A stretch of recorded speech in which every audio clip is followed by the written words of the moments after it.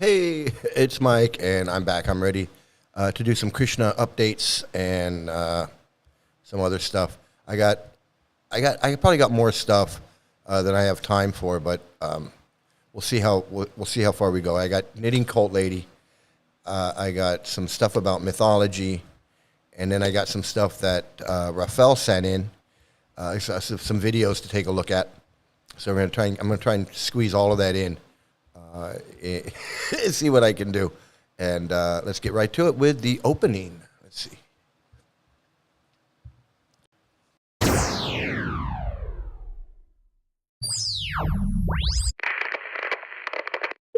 Hello? Hello.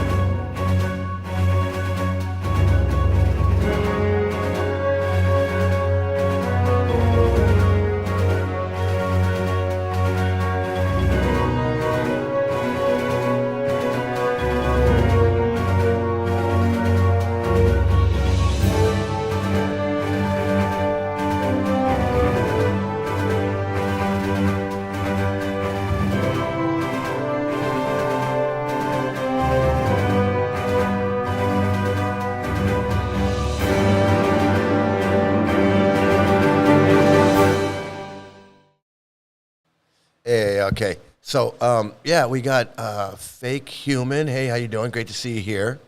And we got Rafael. Hey, man. I was just watching some of those the videos that you sent. And I didn't get to watch it all, but I got them, and I got them queued up. So we're gonna get we're gonna get to those in just a minute. Check out those videos. Welcome, and for all the cult members out there that need to be deprogrammed, you've come to the right place. And this is going to be a good one for you. You're going to learn a lot of stuff. You're going to learn a lot of stuff today. Man, I got so much stuff that I do know where to start. I'm going to start. I'm going to start with knitting cult lady, because that's always a great place to start. So I'm going to start with her. And this video is kind of long, so I don't know if I want to watch the whole thing, because my attention span is is pretty short. But I'm gonna get going with her. And again, this is something that she's talked about before, but this is another video that she's doing. And so let's take a look at this. Let's see. She's always having audio problems. She has audio problems like I do. Let's see here. There we go. So somebody is not into cults always promise space travel because they say heaven. How long before I see results with Tai Chi? Uh-oh. Day 3, you'll feel your I hate energy. this guy. Day I 7, hate the your Tai eyes Chi will guy. change. Day 28. Is not space. So, well, actually, in cults, so in the Children of God religious cult, our leader, David Berg, who told us he was the prophet of God, told us that heaven was a city, a literal city, a gold triangle, heavenly city, inside the moon. Gave us sizes, directions, very a la Noah's Ark for it. Actually took 2 years for someone to realize that the sizes and dimensions he gave us for it did not fit inside the moon. At which point he just said, well, who are you going to believe? Me or the devil's scientists? Okay. The Mormons, who are also Christian nominally, are told that they are going to be promised life in the celestial kingdom forever on a planet called Kolob. Although I believe their planet got taken away. I don't know what they did, but I'm pretty sure they lost their planet. But finally, cults always promise space travel is a heuristic. A heuristic is something that helps you remember something. This is the same as the skinny white woman. It's not actually a skinny white woman. It's a validity mascot, a purity mascot. Cults always have a validity mascot or a purity mascot, something that distracts people from seeing the bad stuff, something that whitewashes the sins of the cult. And you all remember it better because I call it the skinny white woman than you would if I said cults always have a validity mascot. This is the same thing for cults always promise space travel. I'm going to read you the portion from the book. But I also just want to say that the Space Force's motto is from above, even though there are no cardinal directions in space. Missionizing in... Okay, so one of the things that she's, I encourage you out there, if you're in a cult, and you're trying to get out, or you're having doubts and you're having thoughts and you don't know what to do, go watch a knitting cult lady. If you're in the Hare Krishnas and they keep telling you we're not a cult, we're an ancient tradition, we're 5,000-year-old tradition, ancient tradition, everything's Vedic, and it's in the scriptures, and it's, coming from this and it's coming from that. You need to go watch Knitting Cult Lady's videos, because she explains everything that you need to know about cults, so you won't be tricked into thinking that your 5,000-year-old tradition and this Vedic culture and all this stuff that they're telling you is real, because it's not. And that's an important thing, is that once you get to the foundation, like I said, this is like a house of cards built on a carpet and on a rug, and you pull the rug out. I like to mix metaphors. You pull the rug out from under a house of cards. It's basically what you're doing, because it's a flimsy ass house of cards. You don't have to pull the entire rug out. You can just, and it's gonna fall. But if you go right to the source and you go, this ain't no 5,000-year-old anything. It's not Vedic. There's no Vedic culture. It's not 5,000 years old. All of this stuff. If you get right to that point, the rest of it doesn't make sense either. So I encourage you to go watch Knitting Cult Lady, so you can help you figure out if you're in a cult or not. So you can hear it from different sources.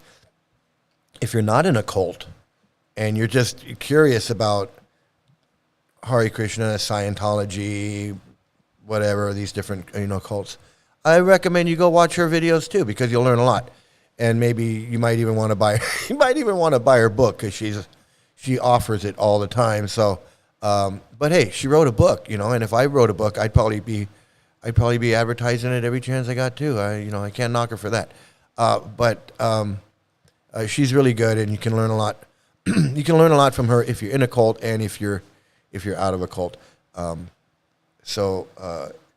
Heaven, the thing about the space travel, she said that her cult leader in the Children of God gave very specific dimensions and plans and descriptions and all of that. And Hare Krishna, Prabhupada did the same thing. He says in the scriptures, of course, everything's in the scriptures, how far it is, and the day of Brahma, how long that is, and how long a yuga is, and a day of Brahma, and Krishna appears once in a day of Brahma, and so many technical, supposedly scientific things. And that the material world is only 1/4 the size of the entire existence, and the spiritual universe is 3/4 of that, and it's self-illuminating, and there's all these planets, and he gave the number of planets, and each planet has its own deity according to expansion of Narayan, or expansion of Krishna, that has their own planet. So if you want to worship Lord Nrsingadev, and you can go to the planet of Nrsingadev, or if you want to go to the planet of Vamanadev, or whatever. There's so many unlimited planets that you can go to, and you can enjoy the space travel and go there to these different planets and get your different body according to the planet that you go to. It's all the same thing that they were teaching, that her cult leader was teaching her. And I'm sure he probably never had anything to do with Prabhupada or reading the Bhagavatam. He was an evangelical Christian who started his own weird sex cult, Children of God. But, hey, she knows her shit. She's an expert. She's studied cult. Not only was she in a cult, grew up in it, but she studied them. So, and she continues to study to this day different aspects of cults. So when she says cults offer space travel, and you look at what Prabhupada did, she's describing exactly what Prabhupada did. The dimensions, the details, the kinds of planets, how you can get there, everything. Down, down to Goloka Vrindavan, and how if you go to Krishna's planet and you can become a cowherd boy, or you can become a gopi, or you can become a monkey, or a blade of grass, or a flower, or a parrot, or whatever. And he explains it all. I forget where that is in the Bhagavatam, but he explains it all. So she's got that right. Again, she knows her shit. She knows her shit. So there's that about space travel. And then, of course, the other thing that she said that was revealing is that when they figured out that it's not possible, what he said about the moon and the city, and he said the same thing that Prabhupada said. Who are you going to believe, me or these demon scientists?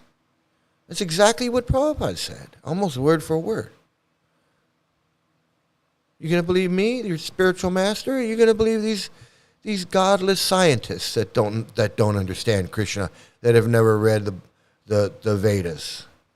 They don't know anything about Vedic culture and Vedic knowledge, transcendental knowledge, guru-disciple relationship, all this bullshit that they're telling you, so that you can reject normal, everyday knowledge. I mean, it's not normal. It's just knowledge. It's like you could just reject knowledge and accept mythology and fairy tales. Don't believe your eyes. Don't believe your eyes and your ears. I mean, you don't believe everything you see and hear. But why wouldn't that apply to Prabhupada too? You can't believe everything you hear. Only half of what you see. And if Prabhupada's making mistakes, like putting these horrible people in as gurus, what other mistakes did he make? What other mistakes did he make in his translations and his whatever? He was no scholar. He was no scholar. He was no expert in anything. He's kind of like me, just doing his videos based on his own personal experience growing up in a Hindu family that was mooching off these people that had a temple. And and he got lucky and he grew up in a temple like that. And got to go to college. He was, other than that, and he didn't even graduate college. He never got a diploma or anything. He's no expert in anything. He's no expert in anything. He's an expert at being an a-hole cult leader. That's about all he was expert in. Yeah, your videos. We're gonna get to those in just a minute. We're gonna get to those. Hey, fake human. Hey, high five. Fake human, high five. So because it's all based on this mythology, right? It's all based on this Hindu mythology. That's all it is. It's just mythology. Sniffacharya. He was man. We're gonna get to that. So and then this guy. I want to get to this other guy too.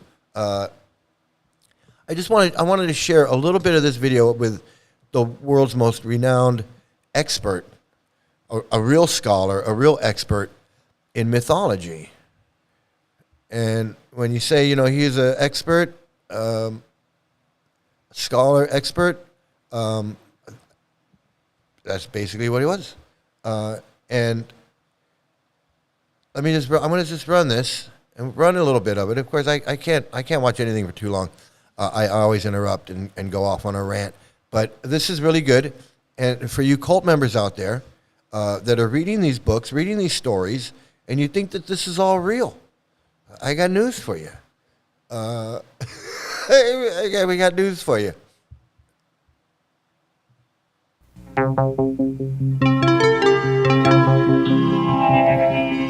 Thinking Aloud.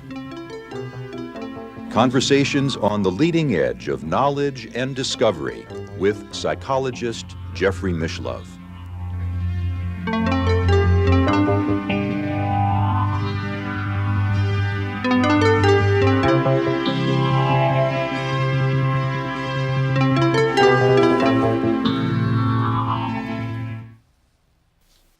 Hello and welcome. Our topic today is understanding mythology, and my guest is perhaps the world's foremost mythologist, Joseph Campbell, the author of The Hero with a Thousand Faces, The Masks of God, and the Atlas of World Mythology. Welcome to the program. Thank you. It's a pleasure to have you here. You, in your approach to mythology, you've come to take the view recently that mythology stems from the human body itself, from our own experiences, that every mythological story or experience comes from our experiences as human beings in a physical body. I would think that would be quite contrary to earlier idea that mythology is pretty much the product of fantasy or imagination. Fantasy and imagination is a product of the body. The energies that bring forth the fantasies derive from the organs of the body. The organs of the body are the source of our life and of our intentions for life, and they conflict with each other. Among these organs, of course, is the brain. And then you must think of the various impulses that dominate our life systems. The erotic impulse, the impulse to conquer and conquest and all that, self-preservation, and then certain thoughts that have to do with ideals and things that are held up before us as aims worth living for and giving life its value and so forth. All of these different forces come into conflict within us. And the function of mythological imagery is to harmonize them, coordinate the energies of our body so that we will live a harmonious and fruitful life in accord with our society and with the new mystery that emerges with every human being, namely, what are the possibilities of this particular human life? And mythology has to do with guiding us first in relation to the society and the whole world of nature, which is outside of us, but also within us, because the organs of our body are of nature. And then also the guiding of the individual through the inevitable stages of life, from childhood to maturity, and then on to the last gate. And myth is concerned with those matters. So in a sense, behind every fantasy, behind every mythological story, there is some type of a deeper truth about life. Well, yes, a mythology is not just the fantasy of this, that, or another person. It's a systemized organization of fantasies in relation to the values of a given social order. Mm-hmm. So that mythologies always derive from specific social environments. And when you realize that every one of the early civilizations was based on a mythology, you can realize the force of this great heritage that we have. You point out in your most recent book, The Inner Reaches of Outer Space, that we're coming to a period in time where our society is becoming global, that we can't think of ourselves as a group of competing tribes any longer. This is a crucial problem today. Every mythology, and by mythology I include religions, every religion has grown up within a certain social order. And today these social orders have come into collision with each other. All you have to do is look at what's going on in the Near East now, and it's a horror. There are the three major monotheistic religions of the world creating havoc.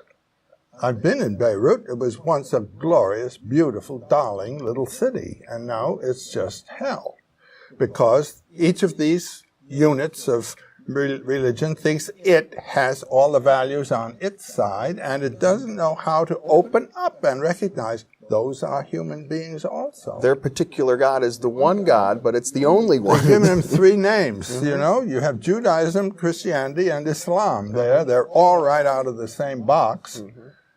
They can't get on together. So what you're suggesting then is a lot of our social conflict results from the failure of the leaders of these communities to properly understand the role of their mythologies. The role of their mythology has been to support their society, and they're hanging on to that. There are, I think one could say there are two main types of mythology. There are mythologies like that of the biblical tradition, which have to do with coordinating the individual into a group. He is a member of that group. He is baptized or circumcised or whatnot into that group. And that is his realm of compassion and sympathy, and aggression he projects outside of that group. There's another kind of religion which grows out of the emotional life of the natural order. We are nature beings, after all, not members of a society primarily. And such religions as that of the Dionysian religions of ancient Greece. And Hinduism is full of this. And all the religions that have to do with meditation, they're coming over here now from the Orient.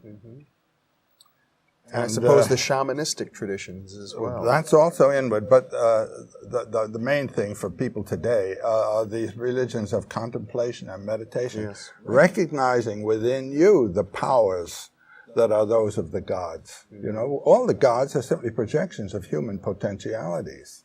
They're not out there. They're not out there. They're in here. That word, the kingdom of heaven is within you, is a good word. And who's in heaven? God is. So where is he? Look in here.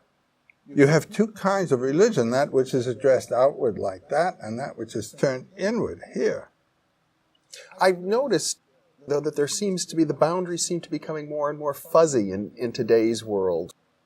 For example, the TV evangelists all the time seem to be talking about God speaking inside of them and to the people and the viewers. Well, good for them. I haven't heard them, and that's not the message I've heard when I have heard them. I've heard them saying it's in this book, you know, the big black book. Well, I've heard it in a funny context. It is certainly there. It's certainly there, but not in the language that says it's only for this group or in this group. I've been interested all my life in what we might call comparative mythology. Yes. And when you see that what these people are saying in that language, these people are saying in this language, and they're getting mixed up simply because their languages differ, you know. If you go into a bakery shop and say you want pain, they'll say, oh, we don't have that.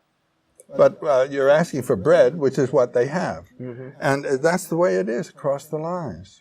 Now, I suppose one could say the prime great example is the contrast and affinities of Buddhism and Christianity. The idea of Buddha consciousness, that all beings are Buddha beings, and your whole function in meditation and everything else is to find that Buddha consciousness within and live out of that instead of out of the interests of the eyes and ears. Do you understand what I mean? Yes. These can distract us from our own true, deepest being and purpose. And the goal of meditation is to find that inside and then let that take control. Translate that into Christianity, that is finding the Christ in you. I mean, it's exactly the same idea. And here they call it Christ consciousness. There they call it Buddha consciousness. Well, the figures that represent the two ideas. So this is like a real expert. He's like an expert on mythology. He's written books, The Hero's Journey, The Hero of a Thousand Faces, something like that. And he's really an expert on Greek, all kinds of mythology. He even mentions Hindu mythology, and he mentions how the Hindu mythology it's in line with things that we don't know, other mythologies don't know, like a day of Brahma, and the rotation of the yugas. There's astronomical amounts of time that ancient men were not aware of. Simply through their mythology, they came up with these ideas of these extended periods of time that other mythologies were not aware of. But this guy's a real expert on mythology and understanding mythology. And so I would recommend, if you're in a cult and you're worshiping these mythological characters and you don't know what's going on and you don't even know if it's mythology or not, brush up on what mythology really is and why it was created and how it exists in the human the human story, the human existence, sociologically wise. And this Joseph Campbell is a great way to learn about mythology. So, and then again, you'll come to understand that there's no demon head eating the moon. That these are mythological stories. There's no demon head eating the moon. There's no spaceman floating between planets playing a guitar. These, there's no Indra up there covered in vaginas because he looked lustily at someone's wife or something, and then he got cursed so that he'd have vaginas all over his body. That's kind of weird, isn't that? Isn't it kind of a weird way to curse somebody? I mean, if you had a chance, I mean, if you're telling a story and you want to teach people not to look lustily at women, and you teach them that, did you hear the story about the guy that looked at this woman and he had got vaginas all over his body? It's kind of a weird story. Excuse me. I don't know. I don't know. I don't know what that's all about. But that's kind of a weird story.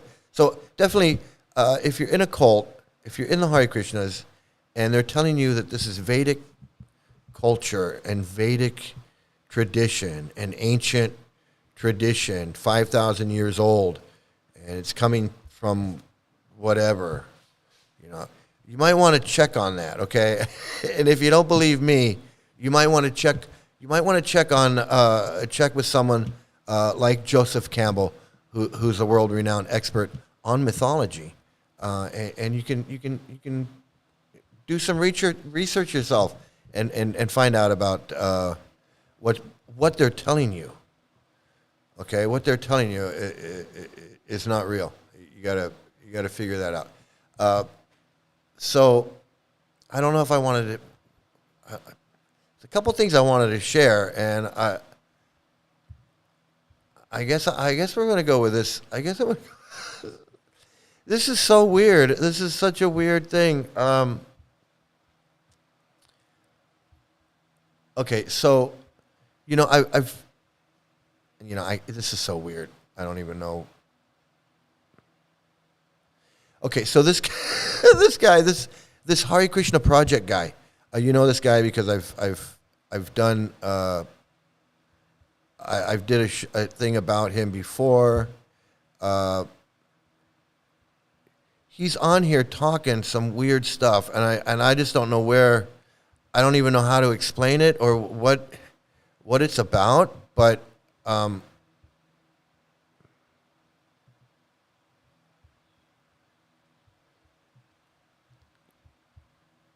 Hare Krishna, everyone. Welcome to this week's edition or episode of the Hare Krishna Project podcast.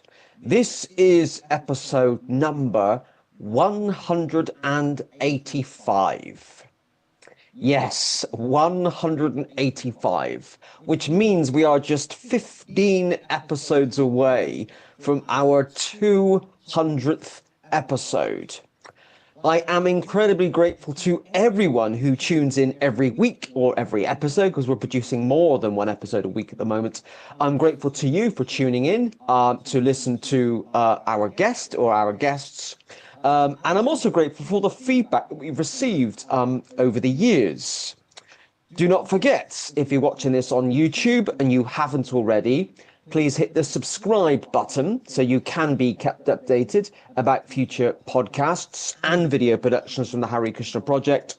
And or if you're watching this on Facebook, which is the other location or place you can watch these podcasts. If you're watching it on Facebook, please do like or follow the Hare Krishna Project Facebook page so you can be kept updated about future podcasts and video productions from the Hare Krishna Project. And also see all the other fantastic stuff that we do. Of course, I'm a bit biased by saying it's fantastic. We have a small team, but we're busy and we're active. We're doing book distribution, Hare Krishna festivals, school programs, and we are part of the League of Devotees, the network of independent temples and projects. And we're incredibly enthusiastic about sharing the teachings of Srila Prabhupada with ordinary, everyday people.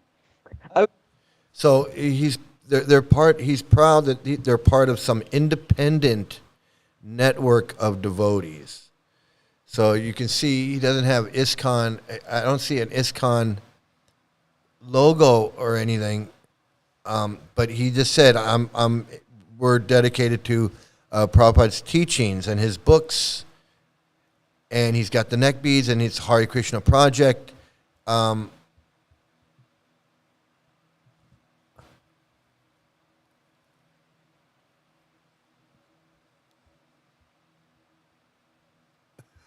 Okay, give me a real bug about Piranha. What is this? Hey, Skeptic Perspective, great to see you here. I'm glad you stopped by.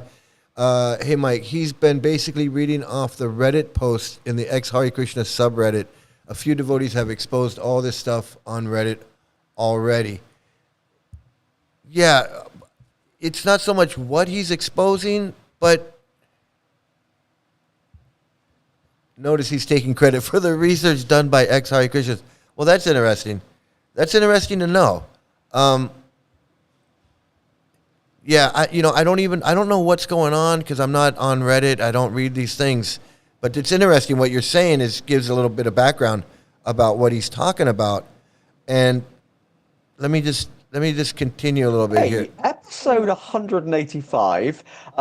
Those of you who are regular viewers or listeners of this podcast will notice there's something very different about this episode. It's just me. It's just me talking. No, it's not because the guest has failed to turn up this week. It's not because someone's stood me up. It's because for the first time ever, I'm going to be talking myself, a bit like a monologue, for this podcast. I know other podcasters do that often. It's just a recording or a live stream of themselves talking, but I've never wanted to do that because this podcast has never been about me. It's never been about my thoughts, really. I mean, I was a guest myself on episode 100 and someone else interviewed me. Because he doesn't have an original thought in his head. So he's not going to sit there and give his thoughts. All his thoughts come from Prabhupada's books. He doesn't know how to have it. He doesn't know how to think for himself and to have an opinion. And in fact, he's going to say something. He's going to prove that in just a moment. Do you know about this guy Narada Das? If you Google his real name, you'll see articles about his drinking and driving charges while he was a devotee. I don't know anything about this guy other than what I see, and I can just from what I see, I know the guy's he's as wacky as all the rest of them. It's what you're saying is really interesting because it just reconfirms the preconceived ideas that I've already had. I already know that there's a lot wrong with this guy. I can just tell. There's a lot wrong with this guy. But what you're saying here just is just like it just fills in. It just fills in all those gaps. But there's a particular reason why I am talking myself on this week's edition. And that's because at the moment, I am the only person publicly willing to speak about this issue.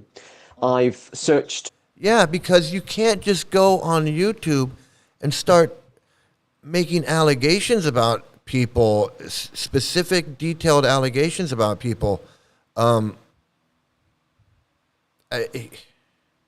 mean, maybe he feels like he can, but there are libel and slander and defamation laws, and really the only real defense for these laws is the truth. If you're telling the truth about someone, if you say, well, this person was arrested in Cambodia and was in jail in Cambodia, and they sue you and say, well, that's defamation, or that's slander or libel or whatever, at least in the U.S., truth is the defense. Is it a true statement?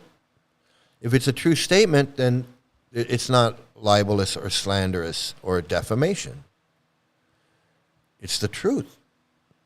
The truth is the defense. That's why when someone is apprehended, for, let's say, robbing a bank, the newspaper doesn't say. They say he allegedly robbed a bank, or he was arrested for allegedly robbing a bank. Because if he didn't rob the bank, if it comes out that he didn't do it, and someone said that he did, that can be defamation. That can be. So you have to word things correctly. Now, if he goes to court and they find that he did rob the bank and he's sentenced to jail, and then the newspaper can say he was convicted of robbing a bank. That's the truth. But if it's not the truth, then people just come out, and that's the whole, did you know it wasn't true? Did you know you didn't know it was true? Did you not know it was true? Did you know it wasn't true and you said it anyway? So that's all different. Now, you're saying this story is true, though. I have followed it for the last 10 years. These Satanists joined Hare Krishna, got initiated, and tried to get kids to join and do extreme things. Yeah. That's okay. So that's the gist of... Okay, well, I'm glad you're here, because I'm glad you're here.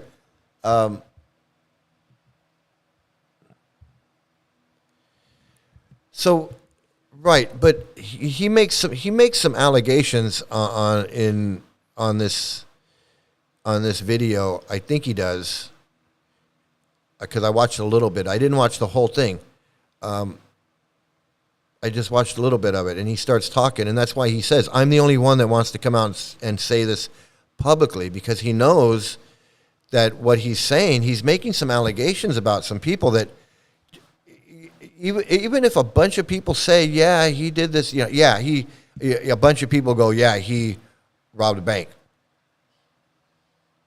You got 100 people say the guy robbed a bank, and then the newspaper says, well, we talked to 100 people, and they all said he robbed a bank. So he robbed a bank.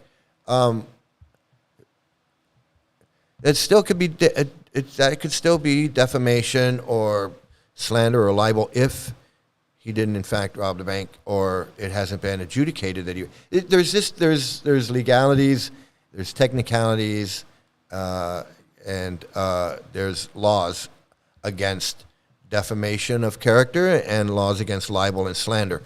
So. And those things can apply to what you post or what you say in a public forum on the internet. I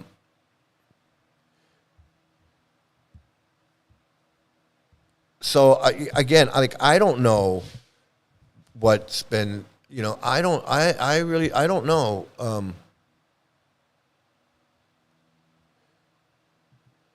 Real Satanists don't believe in Satan, so it was fake Satanists. Well, yeah, like what's a Satanist? I mean, I know it's weird. It's a weird thing, but there are crazy people. There are crazy people that do crazy things. So, like, when you say a Satanist, is that voodoo? Someone who practices voodoo, or hoodoo, or Santeria? Are they cutting off the heads of a chicken and sprinkling the blood on their altar, or are they chopping up little kids? I mean, I don't know.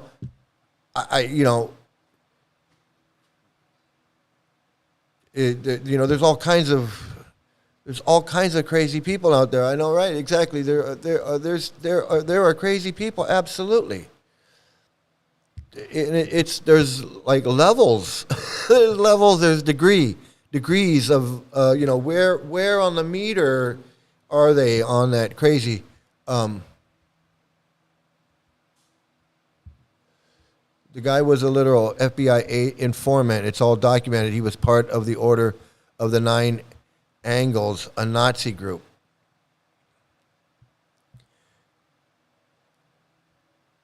Yeah, so again, like if he was an informant, if he was an FBI informant, that means he was part of this Nazi group and then he turned informant. Because if he's an FBI agent, then he's not an informant. He's an FBI agent. If he's an informant is someone who's part of the group, and then they go, "Hey, I'm going to the cops about this," and they go to the cops, and then the cops go, "Hey, wear this wire," or whatever it is that they want to get information from the guy who's now turned informant. That's an informant. Usually informants don't come out and say, I was an informant. I was a rat. I was an informant. But yeah, I don't even know like what this is all about. I just saw that if this guy's on YouTube talking about it,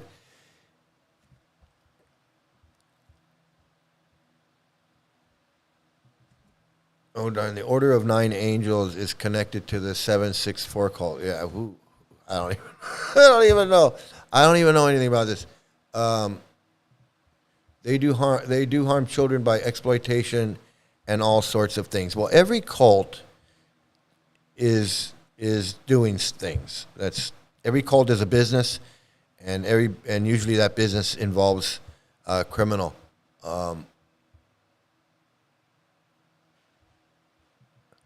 Yes, and they are both equally connected to child abuse. Yeah, this is like some weird stuff. Yeah,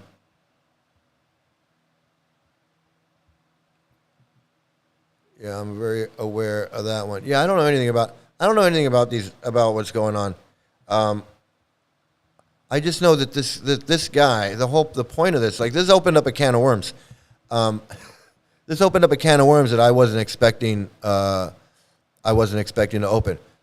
My whole thing was that this guy, he does stuff like this all the time. He has people come on, talk about child abuse and child marriage and Satanists and people worshiping Hitler and FBI informants, evidently, and all kinds of things.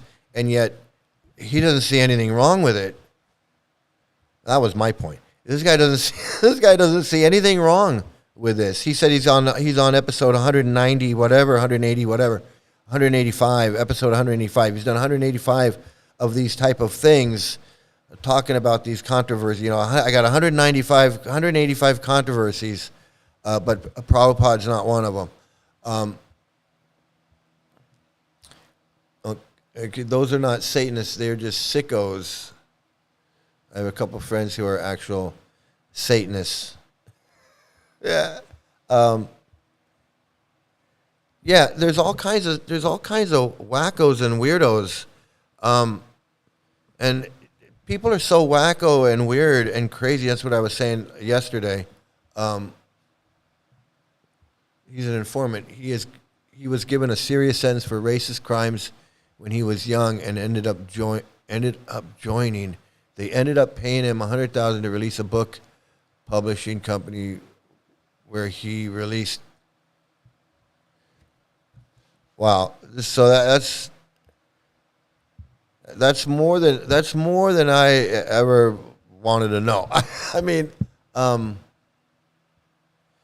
it just goes to show you. I mean, here there's a whole nother dimension to this thing that I had no idea was going on. And if you weren't here explaining this, I wouldn't know anything about this.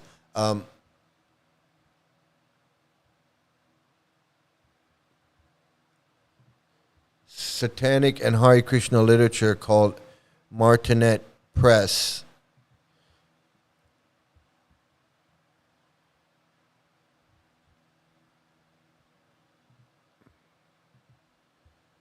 O98 and 764 is a cult that a lot of people have been speaking out about because they use the internet to harass minors into doing things to themselves. That's exactly what he's about to talk about. Not quite high and low, but I've asked around to see if there's anyone who's willing to speak publicly about today's topic, and to date, I have found nobody. So it's been left to me to talk about it, and I've been keen to make this podcast for a while because it's a really important topic. And those of you who have been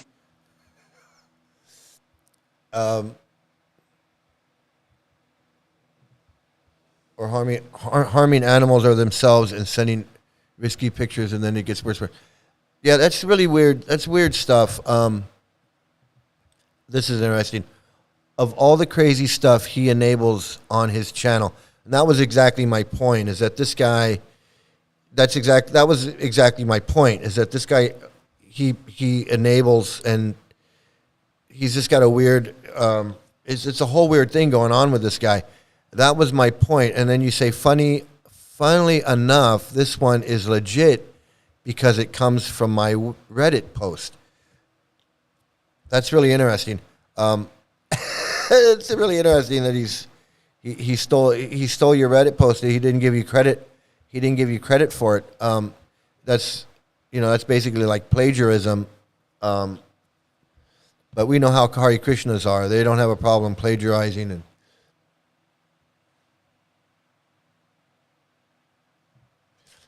But remember, he gave a platform to a girl that said she was raped by the Pope as well as all the ISKCON gurus in the temple room. Yeah, see, yeah, exactly. And it was, yeah, that's absolutely. He did. He's given a few. I don't even know what. I'm kind of like lost for words right now. This guy, because this was kind of the point of my whole thing, is that this guy, he does these type of things, and I don't know where he's getting his information from, and he could be wrong. He doesn't seem like he cares. It's the whole weird scene with this guy.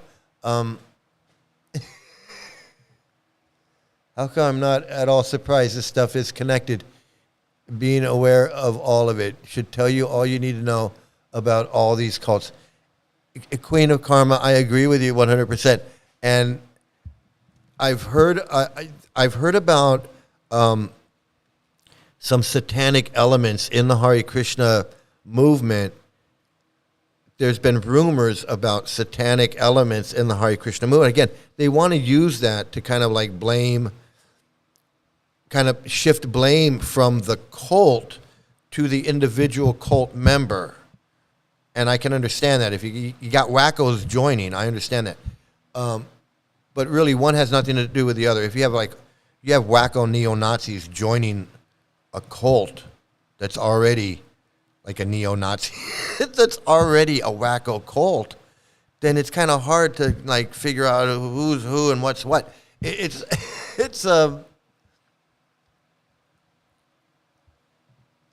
He didn't ask around. I have told people to email him that are connected to this, and he hasn't responded to them.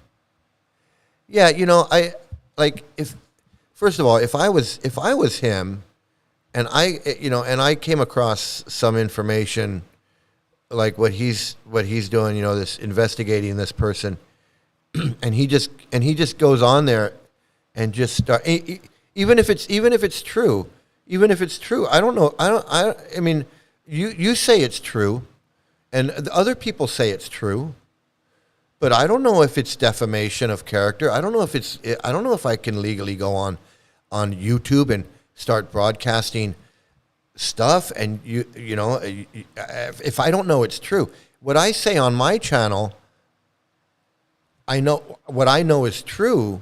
If I don't know it's true, I explain. I don't know if it's true or not, and I'm not making allegations or it's alleged or whatever. You know, I know that what you he on the other hand doesn't seem to know or care.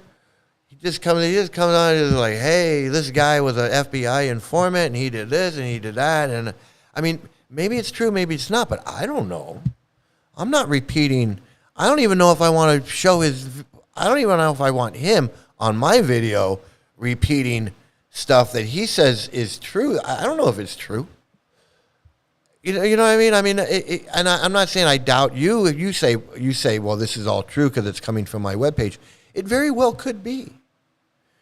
And I believe you when you say that it's true.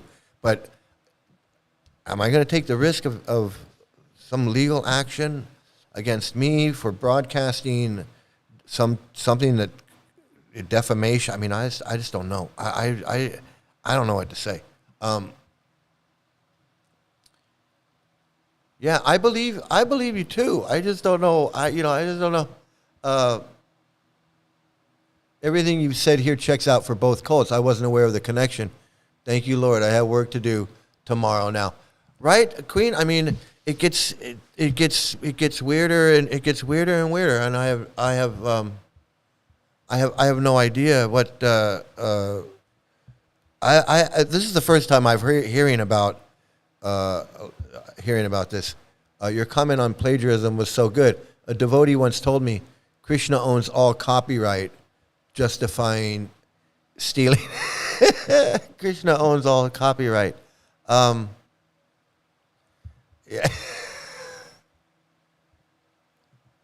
Yes, they always want to shift the blame away from Prabhupada by all costs. So yeah, it's, you know, so you got these guys in here. You got one of the things that I wanted to share was let me see. Yeah, exactly. All these things are issues on their own. Then when you add them together, it's very worrisome. Yeah, it's like adding another dot you got to connect. It's like adding. I got 3 more dots to add to the picture, and now the picture looks like this. It used to look like this. Now it looks like this. It's crazy. Hey, Howard Johnson, how you doing, man? Great to see you. Is he still in the cult? The guy he's talking about, I have no idea. I have no idea.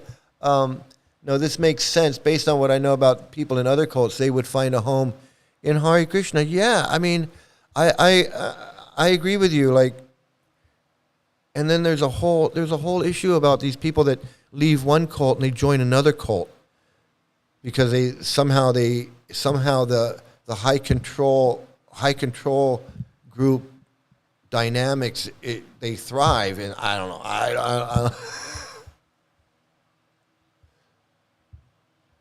Yes, he is still in. He's a disciple of Hridayananda. He's kind of a fringe devotee that has his own little group. Are you talking about this guy, this Narada Das? Or are you talking about the guy he's talking about? Always say alleged. Always say alleged, yeah. You gotta say, always gotta say alleged. Okay, yeah, we're talking about this guy, Narada Das. He is simultaneously in Hare Krishna and trying to expose and destroy it from the inside.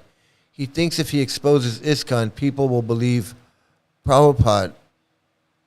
Yeah, it is. That's like schizophrenia. They think like if they destroy ISKCON, Prabhupada will remain, and they can somehow. I don't know. And that's why I'm here to say. That's like what the Ritviks. The Ritviks feel like if they can destroy the gurus, then then Prabhupada will remain, and that's the real ISKCON. No, and I'm here to say no. Prabhupada is the problem, not any. Prabhupada is the ultimate problem.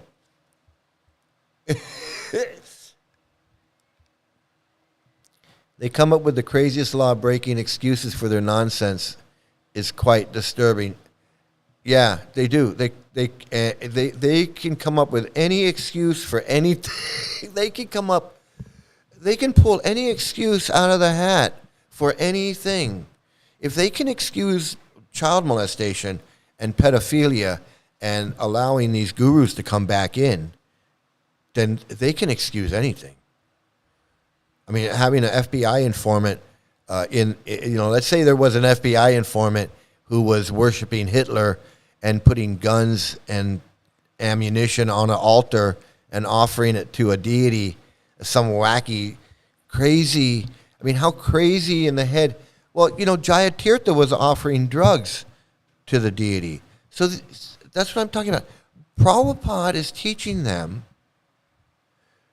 that somehow whatever wacky thing you want to do, because I mean, if you're offering food, you're cooking food and offering it to the deity like it's a person. So if you're a crazy person and you're into guns, why wouldn't you think, well, let me offer my gun to Krishna, or you're on drugs, let me offer my drugs to Krishna. Now Krishna's taking the karma, or I don't know what the hell they're thinking. But they're crazy. They're not thinking. That's the point. They're not thinking. I don't know. It's like Fake Human says. It's Hare Krishna is basically a mental prison. It's a mental prison. Yeah, absolutely. That's what I said. It's a mental prison. It's mental. It's retards are us. Mental incorporated. I beat you to it there, Fake Human.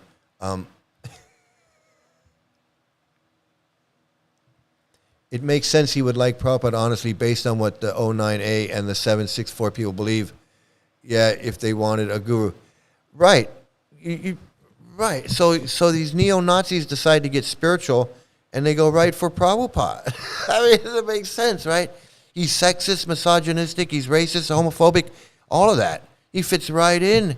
If Prabhupada was here now, he'd have a MAGA hat on, and he would be full on racist, sexist, hating women. He'd fit right in with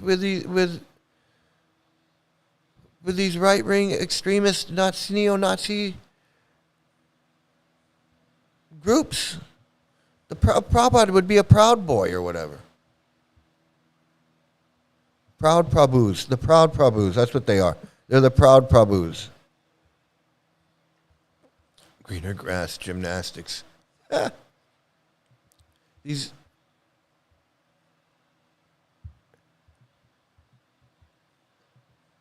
Prabhupada is the senior master criminal of this damn cult. Man, he was right. He's the main issue. See, Prabhupada's the main issue because his books remain. And his books are still converting people into these crazed freaks like this guy right here. Prabhupada's books, just like they took that guy's brother. The guy's brother, his grandmother passed away. And the guy got a book. Somebody gave him a book. Here, read this Bhagavad Gita. It'll cheer you up. He read the Bhagavad Gita and he became a Hare Krishna and went off to India to milk a cow. Then he became the disciple of this Devamrita Swami, the guy who was in New Vrindavan when people were getting shot and little boys were getting raped. Now he's a disciple of that guy. And he's reading these books and he believes all this crap. All this woman-hating, pedophilia and sexist, racist stuff. And Hitler was a great man. Hitler was a good man. Hitler was a gentleman. It was the Jews that were the problem in World War II. How can you expect? How can you be surprised that these guys, that these Nazis are joining the Hare Krishnas or worshiping Prabhupada when Prabhupada says that the Jews were the problem in World War II, and he denies the Holocaust, and he says Hitler was a gentleman. I mean, it sounds like a Nazi to me. I mean, I don't know. That's what Nazis say. It's the same shit Nazis say. How can you be surprised? How can you be surprised when it turns out that these neo-Nazis or the Hitler guys are Hare Krishnas, or Hare Krishnas are Hitler guys? How can you be surprised, knowing what Prabhupada says about Hitler? I'm not surprised at all. The main point was their independent League of Devotees. Isn't this the same name of a Prabhupada initially started up in India? Yes, yeah, absolutely. That's why they chose it.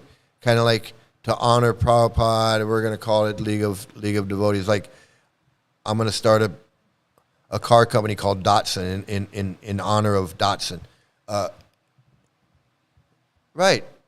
Not surprised at all. I was wondering what kept their belief alive, and I think we found it.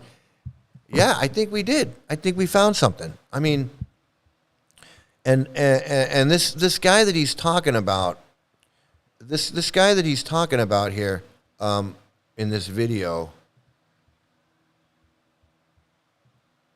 that's the FBI informant and whatever.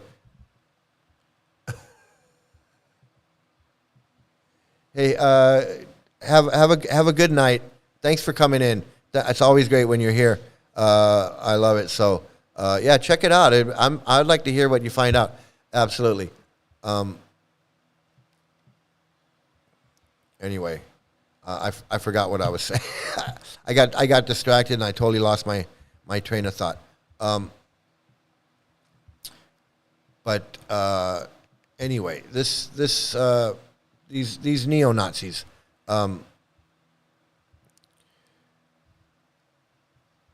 Prabhupada and all of his Hitler, glorifying Hitler. Why would people be surprised, right? So you look at this webpage where I found this video. And this guy right here, he doesn't understand it either. He's a Hare Krishna too. He doesn't understand. He acts like he doesn't understand it. He acts like he doesn't understand it. It says Hitler Anuga's update. And here, this pod guy, he says, the worshippers of Hitler are perhaps agents sent in to disrupt the Hare Krishnas. Well, how can that be when Prabhupada was glorifying Hitler? So how can you say that these worshippers of Hitler were sent in to disrupt the Krishnas when Prabhupada is one of them? Prabhupada is one of them. How can you say? He says, many people have told Pod that over the years, Well, that's stupid. He goes on, he says, the Sanat Mukunda Prahlad HKC program has promoting their Hitler Anuganess, but are they simply spies sent in to disrupt the religion? No, Prabhupada himself says. Prabhupada says and this guy should know. This is the guy, in case anybody was wondering, the guy that just wrote that. He's the guy that used to dress up in a sari on Watsika Avenue in L.A. and read the Chaitanya Charitamrita with his friends. They'd all dress up like gopis. They'd dress up like women. They'd dress up like gopis and go read the Chaitanya Charitamrita because Prabhupada was saying that the gopis are the highest form of love of God is what the gopis had. So this guy and his buddies decide that they're going to dress up like they're going to cross-dress, right? Isn't that what we call that? Cross-dressing? They cross-dress as gopis. and would go read Chaitanya Charitamrita. That's what this guy did. He thought he was so advanced that he was gonna. He thought he was so advanced he was gonna dress up like the gopis, dress up like a gopi, and read Chaitanya Charitamrita, cross-dressing as a gopi. That's what he understood the teachings to be. He had it right, but you got to wait till you get to Vrindavan in your next life. Then you get to become a gopi. So this guy who at the time claimed to have the highest understanding of dressing up like a gopi, cross-dressing as a gopi, because that was the highest, to him, that was the highest form. He doesn't know what Prabhupada said about Hitler. He doesn't know those quotes. I must be more advanced than him if I know about these Hitler quotes. And this guy doesn't know about these Hitler quotes. What other quotes do I know that he doesn't know about? What other teachings does he not know about? Hell, he was dressing up like a gopi. He thought he was so advanced that he could dress up like a gopi. And yet, he doesn't know what Prabhupada said about Hitler, and I do. I never dressed up like a gopi. Who is this joker who thinks he knows so much he can dress up like a gopi and read Chaitanya Charitamrita? This Paranjan Das.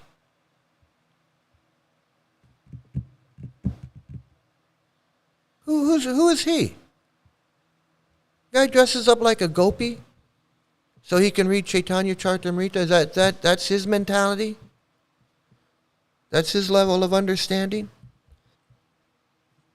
And he's going to criticize every friggin' person he sees? And people sit back? When I found out about him, and I was like, this guy criticizes everybody, and he's the joker who was dressing up like a gopi on Watsika Avenue? And yet he's running his mouth on about everybody he sees he doesn't like? Oh, this guy's doing this and that guy's doing that. I mean, half the time he's right. Half the time he's correct. The other half of the time he's just talking out of his ass.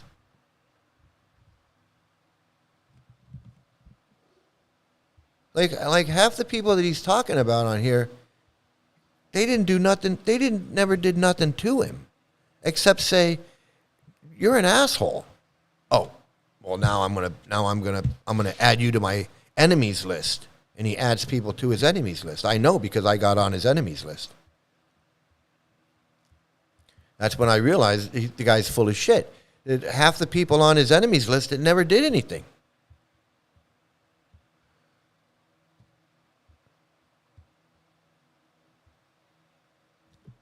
The guy that was dressing up like a gopi.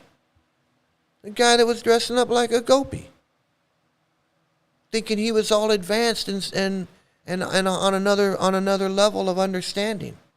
He's so advanced he can dress up like a gopi.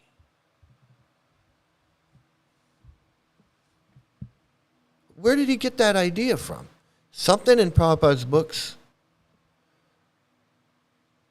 Something in Chaitanya Charitamrita got into his head. Not just him and his buddies. Some from Prabhupada's books got into their head, and it dawned on them, hey, we got to dress up like gopis.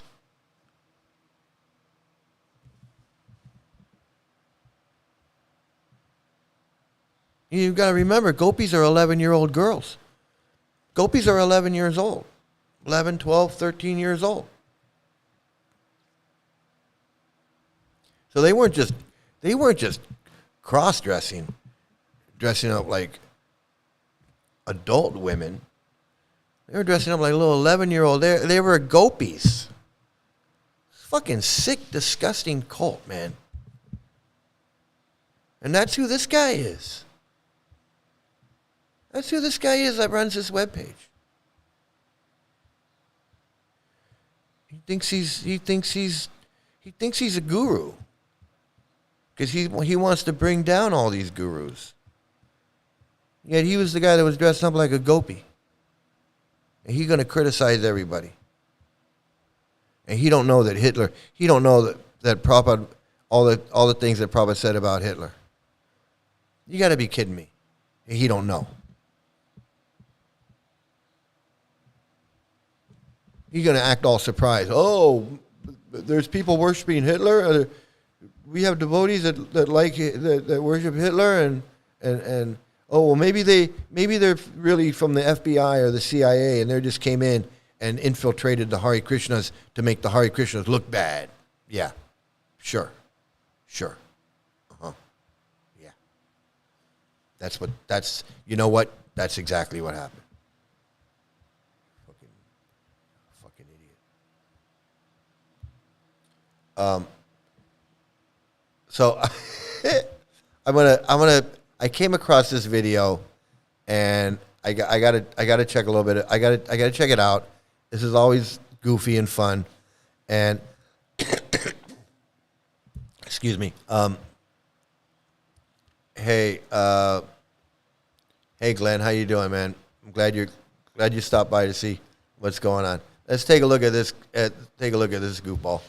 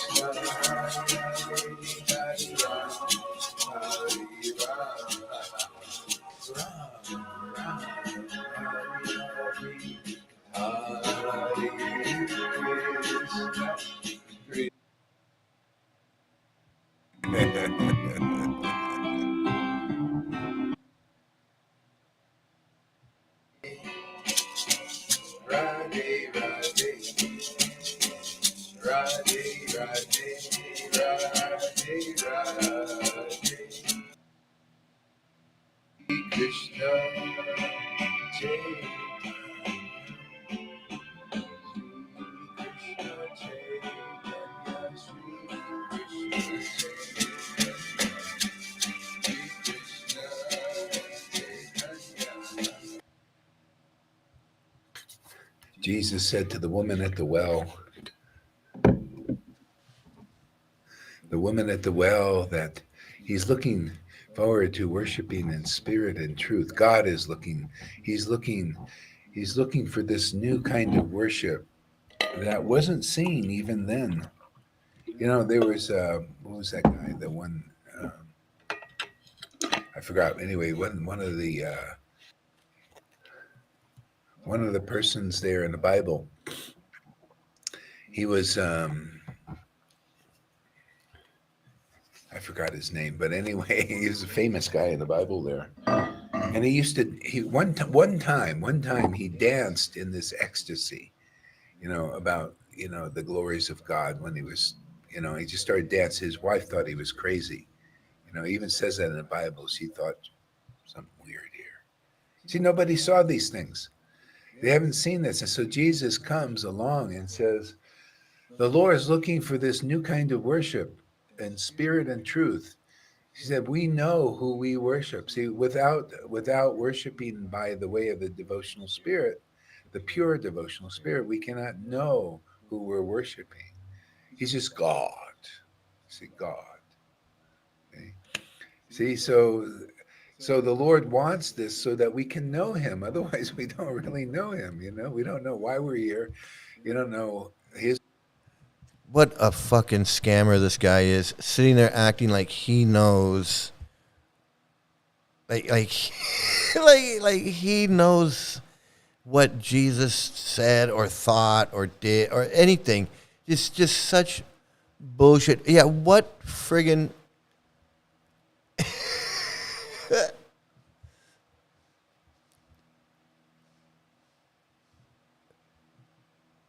this fraud already dances with Krishna's gopis in his crazy mind. Oh, you know, wait, you get this.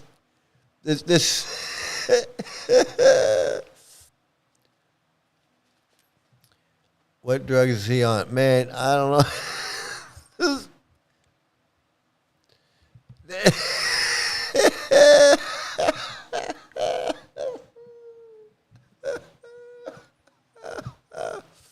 Oh, it's too much. It's too much. But you got to hear what he's gonna start. He's gonna start talking. You know, his position, our position, nothing. We have no relationship to the truth. See, we're lost in this illusion everywhere. You know, so worshiping the spirit truth. What a simple path Lord Chaitanya brought. He said that's why he said there's no other way other than chanting the holy name. It's the most feasible means of salvation in this age of Kali. So you just need a few details, because you see, like, if you want to quicken the result and not make it a big, long, drawn-out thing after many lifetimes, and then because you're getting people misdirecting you more or less, you want to know what the actually. I mean, don't we really wouldn't we want to know who the real Jesus was when he was actually here, and not necessarily go through all those edits? Isn't it amazing that people actually listen to this guy and think that he's saying something important or something that's going to change their life and make their life somehow better, or I don't know what, but this guy is this guy. What in God's holy name are you blathering about? What in God's holy name? Between now and 2,000 years before. We also have a similar predicament now. To understand Lord Chaitanya as he was then and as he's presented now is different. But luckily in the books, it's still there. It's like blaring. But the thing is, you follow the preacher. What the hell did he just say? He just said a bunch of nothing. You follow the word that's spoken, not just the written word. If you're not awakened, you can't see it. So, you know, and you're subject to anybody who goes and grabs that word and poisons it. Even Prabhupada said, you know, this is a necessary evil to start on Vaidhi level.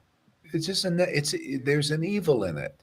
It's not pure Krishna consciousness. It's a contamination. You know, contamination for the pure Krishna consciousness. The pure Krishna consciousness was right there in Chaitanya Charitamrita. How is something pure contaminated? How is pure Krishna consciousness contaminated? But it doesn't matter, because this guy is. I want to ask my questions now, and I want to have my answers now. You hear? It's Kali Yuga. That's why. That's how. It's Kali Yuga. See, I answered my own question. Yeah, you know, you chant in ecstasy, but you look 50 years and people are not really doing that yet. After 50 years, why? Because it's the word you hear. Because it's fake and phony. Because it's fake and phony and it doesn't work. That's why. What the fuck is wrong with you? You fucking idiot. Believe. See, they're not presenting you the real Lord Chaitanya that was here 550 years ago. They're not presenting you the Nityananda. See? Yeah. So No, they're not. They're not. They're not presenting. They're not presenting it correctly. But he is. He's presenting it correctly by chanting along to George Harrison's "My Sweet Lord" and wearing the correct sannyasi uniform of a black hoodie sweatshirt. That's the correct method for spreading pure, unadulterated Krishna consciousness in this age of Kali. Of course, he's got it right down. He knows how to do it. And he's going to teach Hot Lips over here exactly how to laugh and giggle and cry in ecstasy. it's the same message now when somebody like Jesus comes worshiping in spirit and truth, which he obviously did. He knew because of that. He said, well, God wants to be intimate. He wants this. He could see that from the intimate verses in the Bible, and the Pharisees couldn't see it because they had no pure devotion awakened. You know, what is he exactly trying to say? He's trying to say the exact same things that they say in the temple room when they give their lecture, except he's trying to do it in this kind of cool, hipster way. He's awake and must follow him. He is not contaminated. No, not at all. Not in his black hoodie. Not in his black hoodie. He's not contaminated at all. No, not one bit. Not one bit. So he just for him he just shared the obvious, and it became obvious at least to 11 people. See, they followed his word now. Pharisees didn't, and they couldn't get over the rules. Like they were just on the Sabbath, right? That's our Ekadasi. They couldn't move. The disciples of Jesus were free in Jesus, free in his message, not in Moses' message. It's the word that's so important. It's Dumb and Dumber. It's like she's sitting there like she's getting all this transcendental knowledge, and he's sitting there like he's giving her transcendental knowledge. What a train wreck. It's freaking hilarious. But you're gonna hear he's gonna. I just want. I guess I want him to just. I wanted to just come out organic. I want to hear how he says this organically here. Man, that's your God. In the beginning of your spiritual life, if it's a Vaidhi word you heard, it's a Vaidhi God you're worshiping. And those are the rules and the regulations and ceremonies. But it's external bhakti. See, so Jesus gave the word that facilitates the Holy Spirit. We give for the Vaishnavas, starting with the Vaishnavas, the word that facilitates the awakening of that spirit of devotion. It starts here for the Vaishnavas. She understands. Otherwise, she's getting it. She's getting worshiping Krishna, more or less, it's a futile. I mean, are you really satisfied just to go to heaven, temporary heaven? Would you want to go to the paradise that's never lost? Cult's always promised space travel. He's promising the space travel right now. He's promising going to do. He's promising her space travel. You know, that's the path we're on, and it's very simple. If you spent 1 year, 5 years, 10 years, 20 years in these groups of ISKCONs and Gaudiya Samiti and everything, and you're not ecstatically worshiping the Lord, you know, with the tears, starting with the tears, you know, and also that because of that pure love awakening, then obviously you don't have the quick path. You're going to be doing that for a very long time. So I guess what he's saying is that you, in order to really do Krishna consciousness, is you got to start off by crying and laughing and showing all these ecstatic symptoms right away.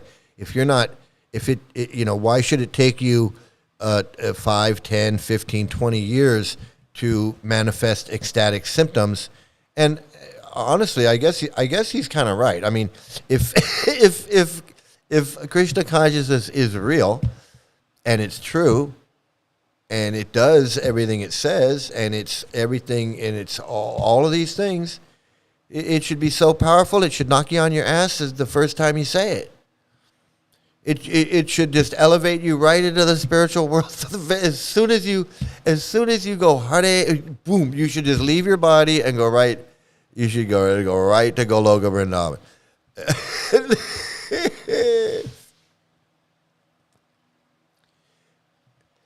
Anyone looking at this poor lady's body language? Well, she wants this to be true so bad. She wants this to be so true so bad. Poor Lalita Ganga, she wants to believe in something. She does, man. She wants. There's nothing more in the world that she wants than for him to be correct. And when she finds out that he's just scamming her, she's gonna be a broken person. She's gonna be a broken person. She's gonna look like that girl in New Zealand. She's gonna look like she got hit by a train.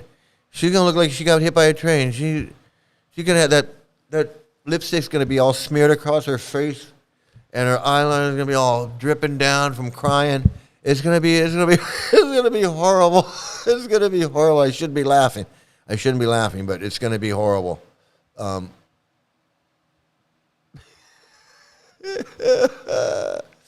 Yeah, man. I'd say licking that frog, man. This guy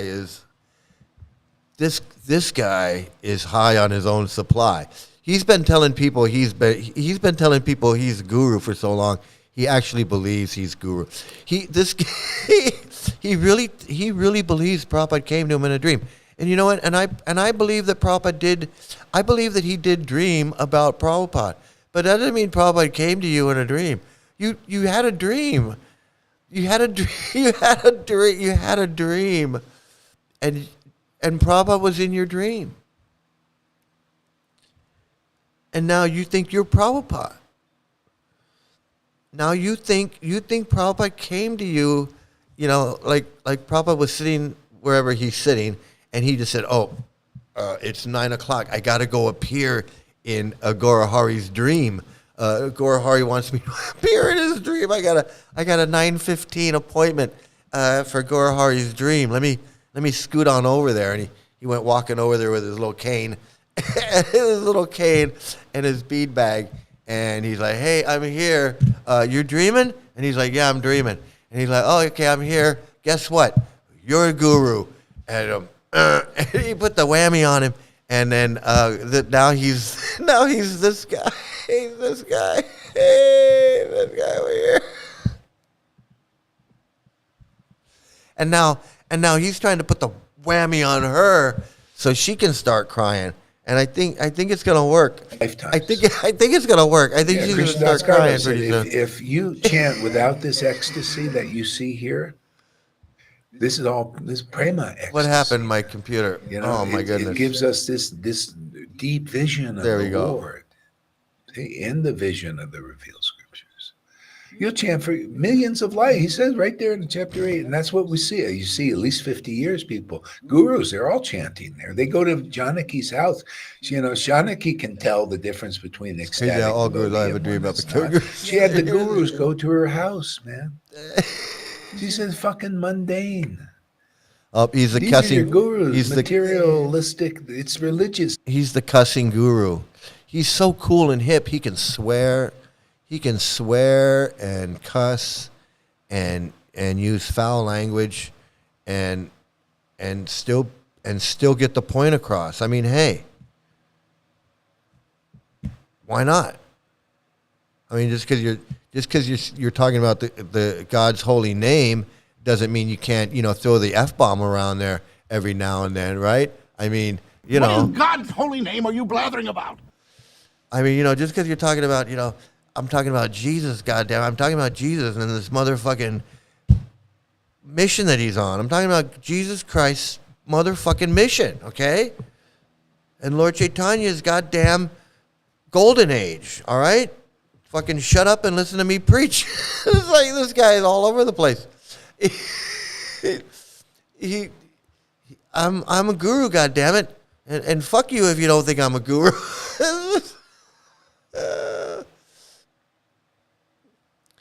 Man, this guy is, and you know, Shirley freaking Dream. No wonder so many drugs. Yeah, but what drugs is she on? I mean, what drugs? What drugs makes you? I don't know. I don't want to say. I don't want to say anything. Went to the Pope at the Catholic Church. We all know. Anybody with a brain knows what that's about, lighting candles and ceremonies. You know, and inside these guys are full of dead bones, just like Jesus said, there's no life in them. There's no life in your gurus. Prove to me that there's one guru with real life here. Even the Vaishnavas here will be able to discern it. But you know what? There won't be one Narayan Raj person that's a so-called Raganuga Bhakti that will be able to see the real Bhakti here. You know why?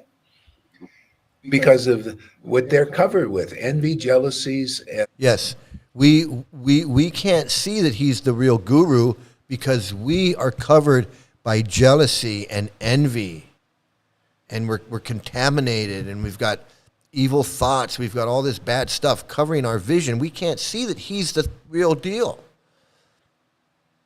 We can't see that he's the real deal, and all these other gurus are fake and phony, and he's the real one in his black hoodie. In his in Mr. Hipster G. Hipster Swami G. Hipster G. This guy's a laughing stock, man. This guy is hilarious. He's always good for a laugh. This obviously one-on-one session is fucking mundane.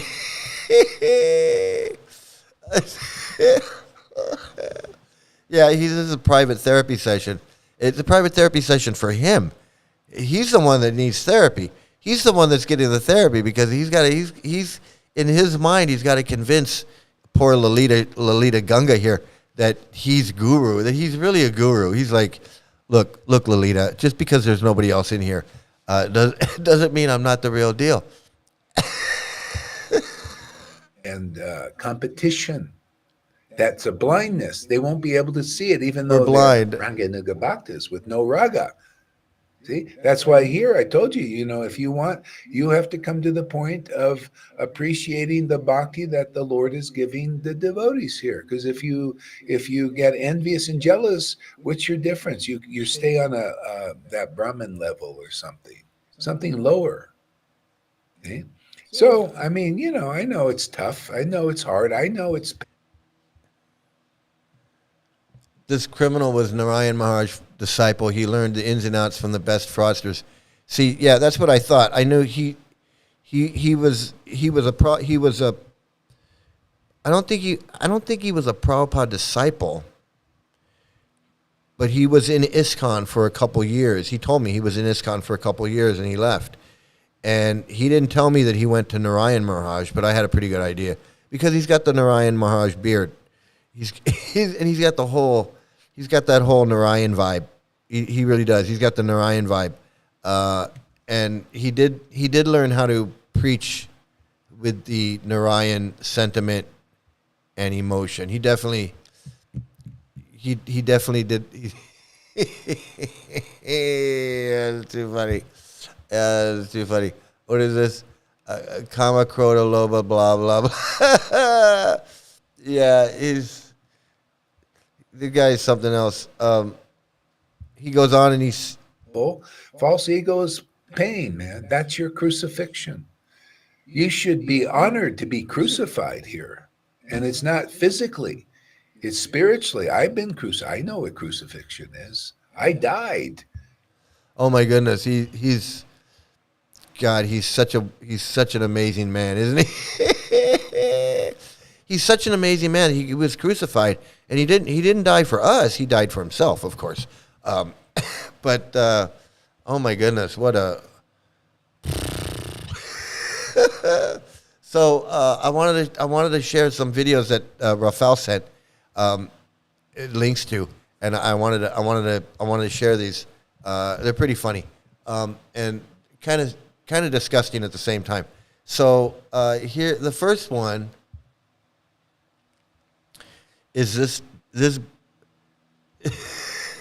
piece of filth. What a scammer, man! What a scammer that guy is, scamming that poor girl, poor Lolita Gunga doesn't know what's going on. She's all confused. She doesn't know whether to laugh, cry. It just his brain. I know. He's it's so funny. He's Jesus Christ now. I know. He's Jesus Christ now. He's like, I know what it's like to be crucified. You don't have to tell me. I know what it's like. I got Mike over here. He's crucifying me every day. Mike's crucifying me every day. I know what's going on. You don't have to tell me. This is too funny. Here's another big piece of shit though, and let's see what he has to say for just so he can discuss, so we can all have our daily disgusting, our daily moment of disgust. This guy. And Mr. Andy Warhol's butt boy here. They go, they're not maintaining even by distributing those books. Those books are subsidized. They go to a big industrialist, enlist him as a life member, then go back and see him and say, give us a donation, 20,000 rupees. But you see, so many books are being sold in parts of India, but they're being sold at a cheap price because they're subsidized.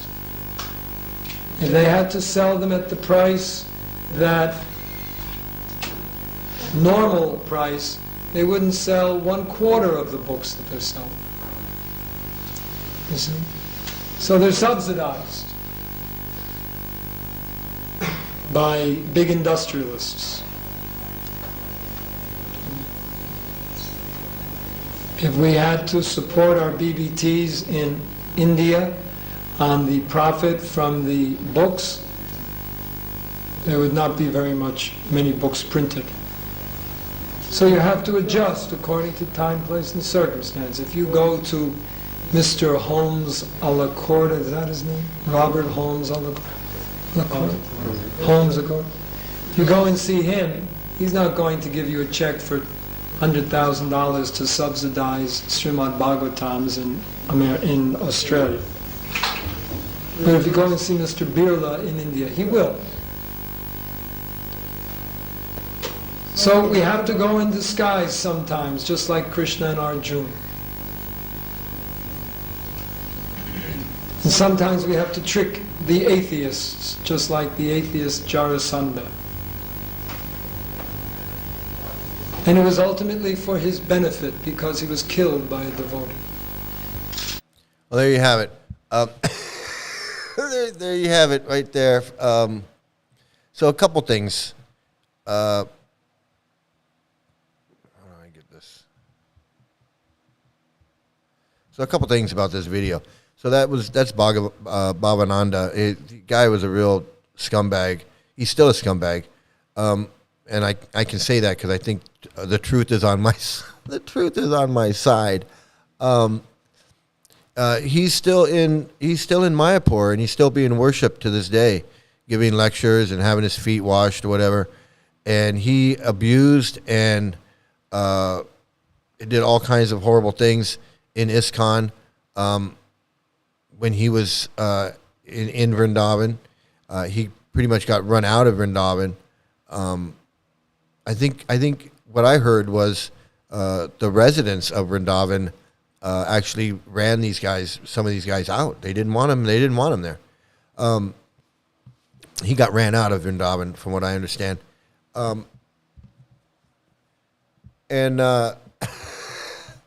Anyway, he's got a really horrible past, and he's back, and And his before he joined the Hare Krishnas, he was with Andy Warhol.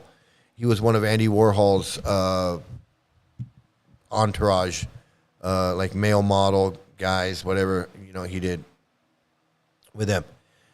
But what I find most fascinating about this video though is when he's sitting there talking and he's lecturing, he looks and he sounds exactly like my friend Radha Kund. In fact, if I close my eyes and just listen to him talk, I would say that's my friend Radha Kund. They all learn the same lecturing crap. How to talk in a lecture. That's not how he talks. That's his trance talk. That's his yogi speak. And they all speak like that. My friend Radha Kund would talk exactly like that. Exactly like that. He'd tell a story, and I never heard him give a lecture in the temple because, like, who the fuck are you? But when he would tell a story around, we'd be hanging out, and he would start, because he'd go into it like his Radha Kunda mode, and he would start telling stories from Krishna book and Bhagavad Gita, and from when he was a devotee, and he would talk just like that. He would he's giving a lecture, and it's exactly the same, just like this guy, just like this Bhagavan, just like all of them. They all have the same crap. That's how you can tell when you go to a carnival. They all sound the same. When you go to a casino, the dealers and the whatever, they all talk the same, sound the same. Because they're using the language they're using the language and the speak and the grammar and the cadence and everything that they know works. If it works, I'm gonna do it again, and I'm gonna do it again, and I'm gonna do it again. And what doesn't work, I'm not gonna do that. And pretty soon they got it fine-tuned. It's like when I was out selling stuff on the street. You learn what works, what doesn't work, and you pick it up if you're smart. You pick it up really fast, because that's how you make your money, right? If it doesn't work, I don't get paid. So, same thing with these guys. If I don't get donations and I don't get followers or whatever from my storytelling and my time sitting on this little chair, then I gotta up my game. When I get down off of this little chair, I need people to come up to me and go, "Wow, that was really great. That was really cool. Oh, Maharaj, blah, blah, blah, blah, blah." I can't have just people just get up and just walk out. I need people to go, "Hey, man, that was a great fucking lecture, man. I like that when you told that little story about when Krishna, fed the chipmunk or whatever, or when you explain how when the gopis were boiling milk and it boiled over, and you were explaining how it was in the mood of whatever the crap they're talking about."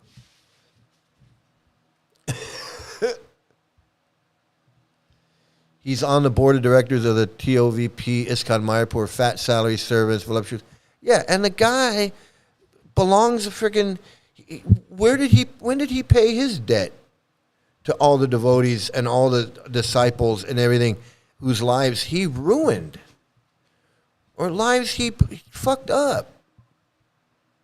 All the children under his care that were molested and abused while he was in charge in Vrindavan. How did he pay back his debt? These guys get away with all of this shit, and then they end up in Mayapur with a fat salary, servants. They get a room and board, prasadam 24 hours a day. Get treated like a fucking king. They get treated like a fucking king. They don't work. Obviously, they don't work. They don't have any responsibilities. They don't even have responsibilities to their disciples, because he can just bounce out anytime he wants and just bounce back in whenever he wants. He's not responsible. He's not responsible for anything. Like that one guru said, "Oh, I'm not going to be available for you to contact me anymore I'm retiring from being initiating spiritual master.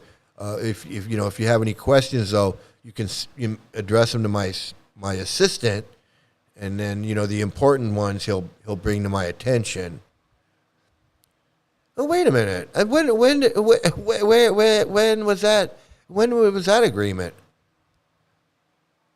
What good is having this living guru if you're living in friggin' Spain somewhere and I'm living over here and I can't contact you ever or see you ever? What good is that?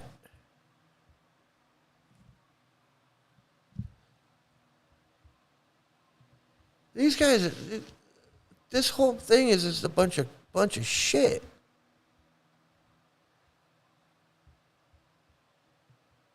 But what I was saying about my friend Radhakun is that these guys are all the same. It really gets down to the fact that they're all the same. Even my friend Radhakun, who was not a guru, he was just a Prabhupada disciple from way back, and he was just like, "Who are you?" It's like my friend Sri Maya, my ex-friend Sri Maya. He's giving lectures too. He sits up on the Vyasasana and gives lectures. I know that guy. I know all about him. And not that he's a horrible person or that he's done horrible things. He's just, when he sits up on the little chair and gives a little thing, he's cosplaying. That's all I'm saying. He's cosplaying. Let's just leave it at that. It's a cosplay. So here's another video.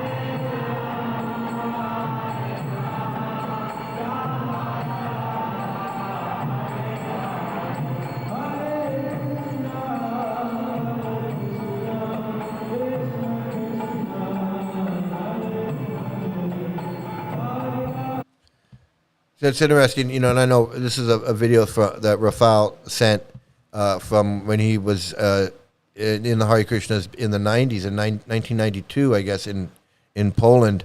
They were doing like a tour. And so I guess Rafal's in there somewhere. He's one of these guys in there. The thing is, like, you look at this video and you go, well, look at these guys. They're chanting. It looks like a spiritual thing, like a bunch of monks and they're chanting it, and but is it really that bad? Yes, it's really that bad. You know what these guys believe? They believe in all kinds of pedophilia stuff. They believe in child marriages and 11-year-old brides.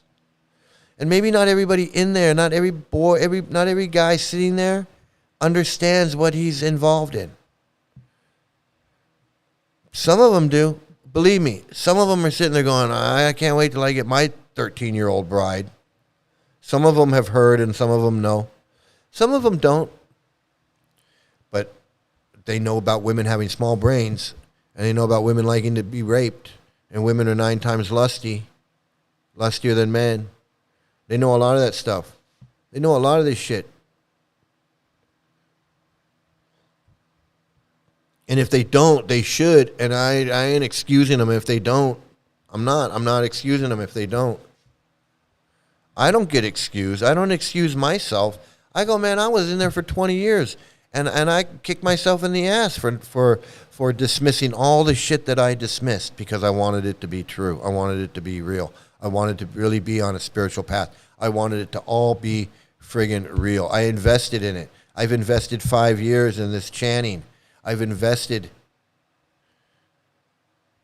I have my head shaved. I got a stupid ponytail. I'm wearing these friggin' robes. I got these beads. I put this stuff on my face. I'm chanting all the time, reading these books. God damn it, I want this shit to be real.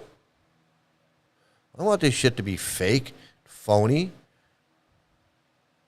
I've been scammed. I don't want to have to come to the realization I've been scammed, especially after 20 years. Well, you know what? I did. I had to come to that realization. It wasn't easy, but I did it. And you guys can do it too out there. You can do it.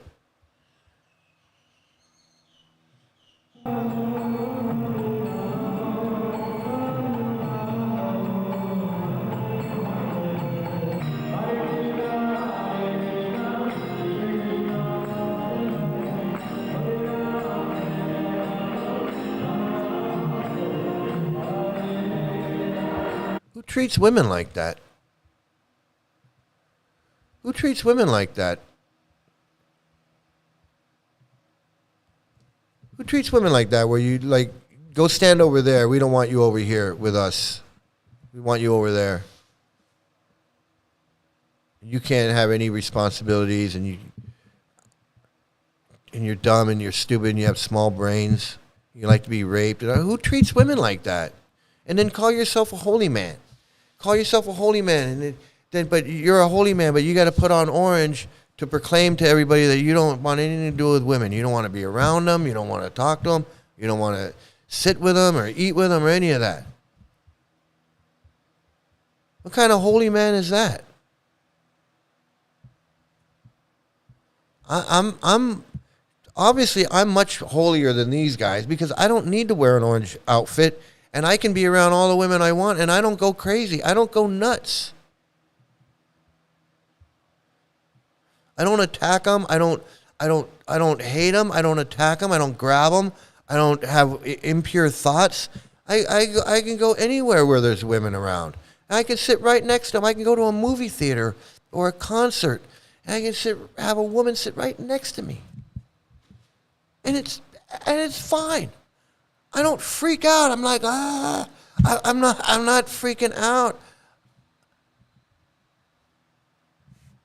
I'm more of a swami than these guys. These guys can't be around women. They can't. Oh, I don't want to sit. Oh, have the women over there. Women in the back. Men can sit up front. What kind of weird fucking shit is that? The men can sit up front, but the women got to sit in the back?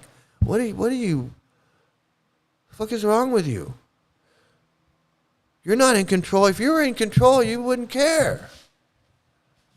You wouldn't care. I don't care. It's friggin' nuts. Who are you trying to kid? You're telling me you're a swami, you're in control of your senses when you can't even, you can't be around a woman or hear a woman's name or this bullshit. And you want me to worship you, think that you're his holiness? I'm holier than you. I'm holier than you because I don't hate every woman I see. I don't think of them as having small brains. I don't think of them as being 9 times lustier than men. I don't think of women that way. I know it sounds kind of weird to a Hare Krishna. You've been groomed. You've been groomed and propagandized and brainwashed into thinking that women are these horrible friggin' creatures that just want to fucking strip you of your whatever, your manhood, your everything, your intelligence. You hang around women too much, you're going to be born as a woman. Oh, you'll take birth as a woman if you think about women too much. So what am I supposed to do? I'm thinking about boys and men? All the time I'm supposed to think about boys and men? Meanwhile, you want to have a little girl's body when you go back to see God so he can have sex with you. But I'm the weirdo because I want to have sex with a woman here, right now, my own age. That makes me a fucking weirdo. But you don't want to have anything to do with women right now, and you can't wait till you become an 11-year-old little girl in the spiritual world so you can have sex with Krishna. But I'm the weird one.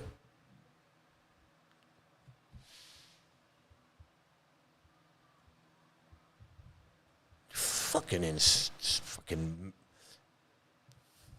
exactly. Retards are us. How can you, Hare Krishna, sit out there and go, yeah, that makes sense. I don't want to have sex with a woman right now that's my own age right now, because I'm waiting till I go back to the spiritual world where I can become an 11-year-old girl and I can have sex with God. Yeah, that's not mental illness at all. Unreal how ISKCON pays these criminal gurus a salary. They're clearly a for-profit enterprise hiring expert brainwashed criminals to recruit members.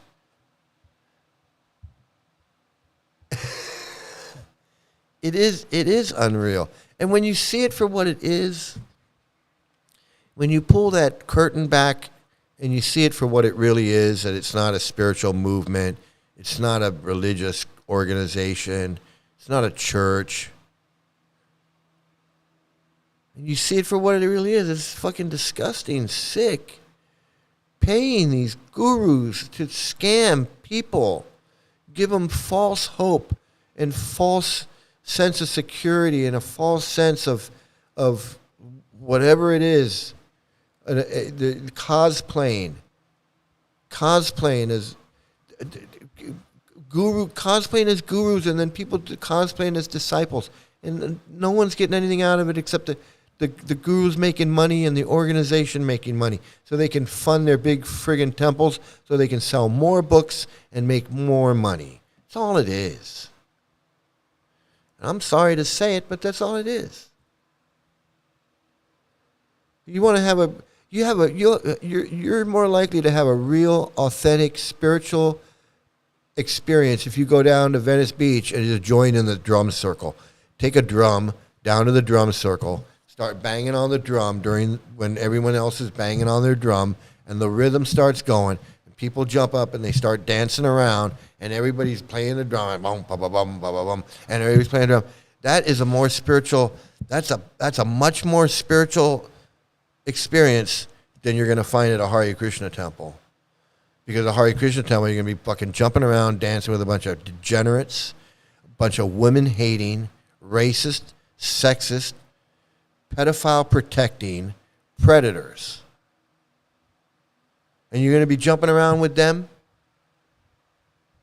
People you can't leave your kids with? You can't trust your kids around those people. And believe me, I know, I trusted mine.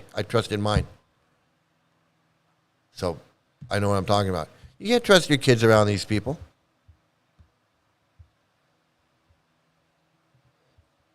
I know they pay their pujari in the Miami temple. It's empty every artik and no one is interested. Yeah, that's why they got to go to other parts of the world to set up shop. You know, India and Eastern Europe and Ukraine and Poland and Russia and places where they were never able to set up shop before. And they go over there. That's why these guys want to go back. I want to go back. That Trivikram, he's like, I want to go back to Poland. You've got no competition over there. Go to India. India, he's competing with other Hare Krishnas and every other friggin' guru on the corner. But Trivikram goes back to Poland. He's the only one, except maybe some other wacko guru. Chances are he's the only wacko guru in his little Polish town where he is. And the Naranjan too. He's like, I want to go back to Ukraine. I want to go back to wherever. Yeah, because easy pickings there. Ain't got no competition. I'm the only guy. I got the only Hare Krishna temple in my little town of Ritsdavitz or whatever.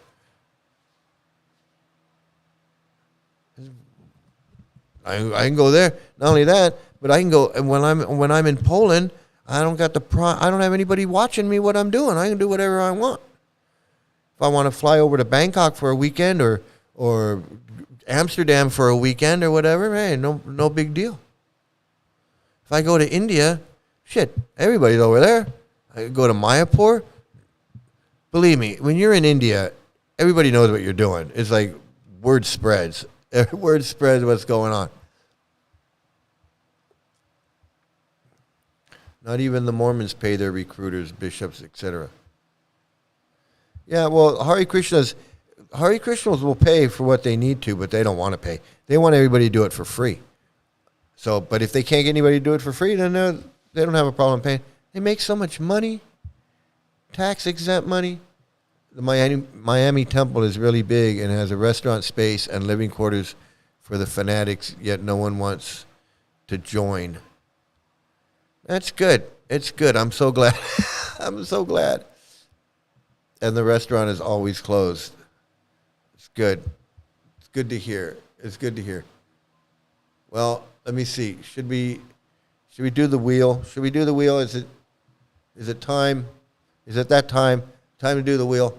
Let's see. So I think it is. I think it's time for the wheel of idiot.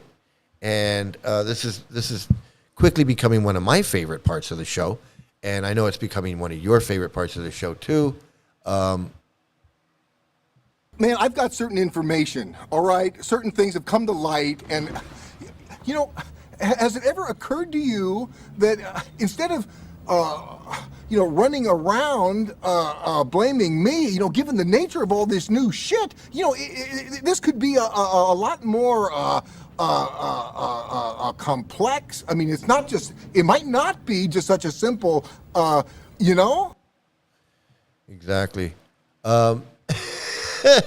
So we got the wheel here.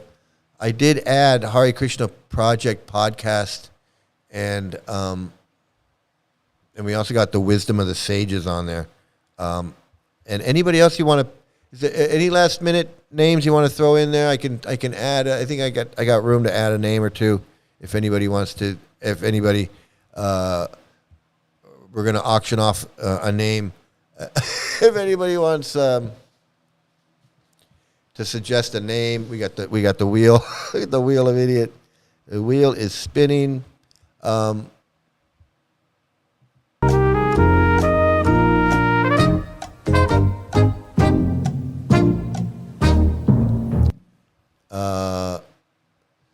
right.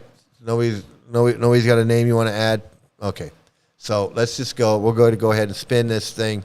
All of you out there watching, any of you cult members out there, if you see your guru on this wheel, just go ahead and, cross your fingers and hope that it comes up on your guru, and then we can all take a look at your guru, at your very own idiot, and we'll see what happens.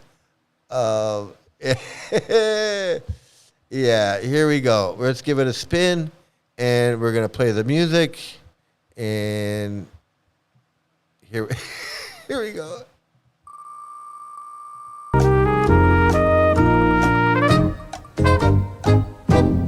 Oh, I'm in the way, and it is, oh, look, it's Badri Narayan Swami. Yeah, let's give it up for Badri Narayan Swami. All right, I believe it's his first time. I think I think it's a first time appearance here. Badri Narayan making his first appearance on Mike's Wheel of Idiot. We got to welcome Badri Narayan. Badri Narayan is someone that I would see every. I saw him a bunch of times because he was the GBC, I think, for like the West Coast, and he was in San Diego, and he would come to the LA Temple like all the time. He'd come to the LA Temple all the time, and I always thought the guy looked like a creep.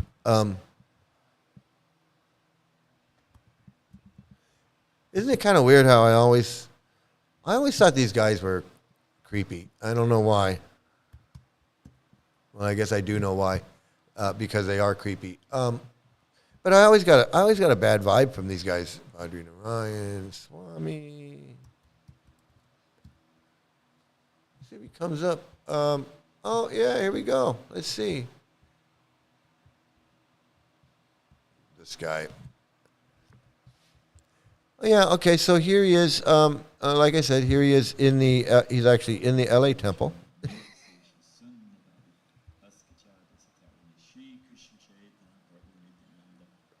Let's see. Let's just go ahead and get to where he's talking here. Sariputta, one of his PhDs is in statistics, so he figured, okay, one mustard seed, He figured out how many mustard seeds, I think it was about 10 or 12, Oh my it takes God. to make an inch. So he calculated, and then he calculated, okay, we know how long, roughly 5,000 years ago, so you can calculate how many inches, how much mustard seed. He figured the whole thing out, and his calculation was that Govardhan Hill must have been about 15 miles tall. All right. Did you hear what he's talking about? He's saying he wants you to believe that this Satiputta Das, who was a Prabhupada disciple, this Richard Thompson, who was a scientist, and you know what, come on. He's a scientist like Hridayananda is a Harvard graduate, okay? This Satiputta Das, he calculated, according to Prabhupada's books, that a mustard seed, that Govardhan Hill diminished by the size of a mustard seed every day or every year or whatever the time was. So he wants you to believe that this Satiputta Das is because he was a scientist. He's like a scientist like the professor on Gilligan's Island, okay? He figured out how many mustard seeds make an inch. And over the period of time from 5,000 years ago, supposedly, 5,000 years ago, how big Govardhan Hill would have been. And he came up with this idea that it was 15 miles high. Now, how stupid do you have to be to sit there in the audience listening to this and to believe that? First of all, to believe that this Satiputta Das actually did this calculation, that's ridiculous. But let's say he did do it, okay? Let's say he did do this. The idea that he got this calculation correct and came up with the idea with the number 15 miles high is also ridiculous. It's just absolutely ridiculous, right? But he wants us to believe that. Like this guy's sitting there with his microphone and he's saying this like it's a fact.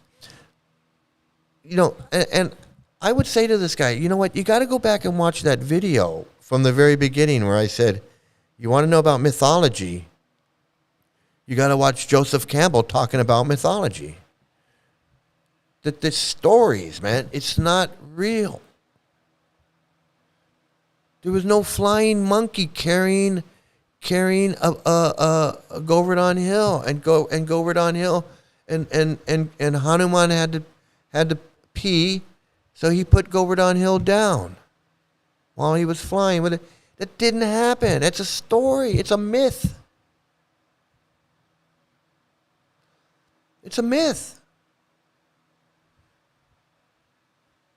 And it's not getting smaller by a mustard seed every day or every year or whatever.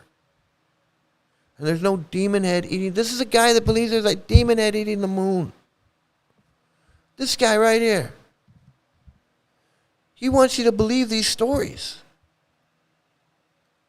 Because if you don't believe these stories, then you're not spiritually advanced. You got to believe old Mother Hubbard went to the cupboard in order for you to be accepted as a guru and be spiritually advanced. You got to believe these stories. You got to believe these friggin' stories. Otherwise, you don't get to have an 11-year-old girl's body when you go back to Godhead and you can't have sex with Krishna. That's what this old man is thinking. This old man, look at him. He's like 70-something years old. He's sitting there thinking about when one day when I leave my body, I'm gonna space travel to Goloka Vrindavan, and I'm gonna take birth as a little 11-year-old girl. And I'm gonna be dancing around at midnight and having sex with Krishna. That's what this guy thinks. That and that there's a demon head eating the moon.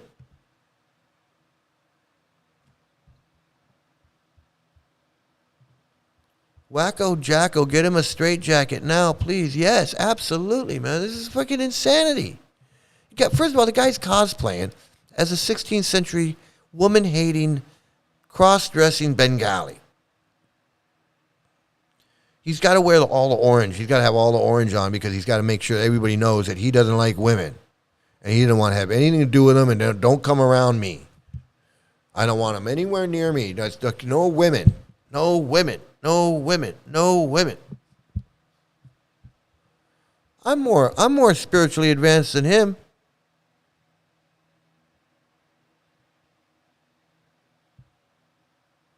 I can walk through the red light district where I am.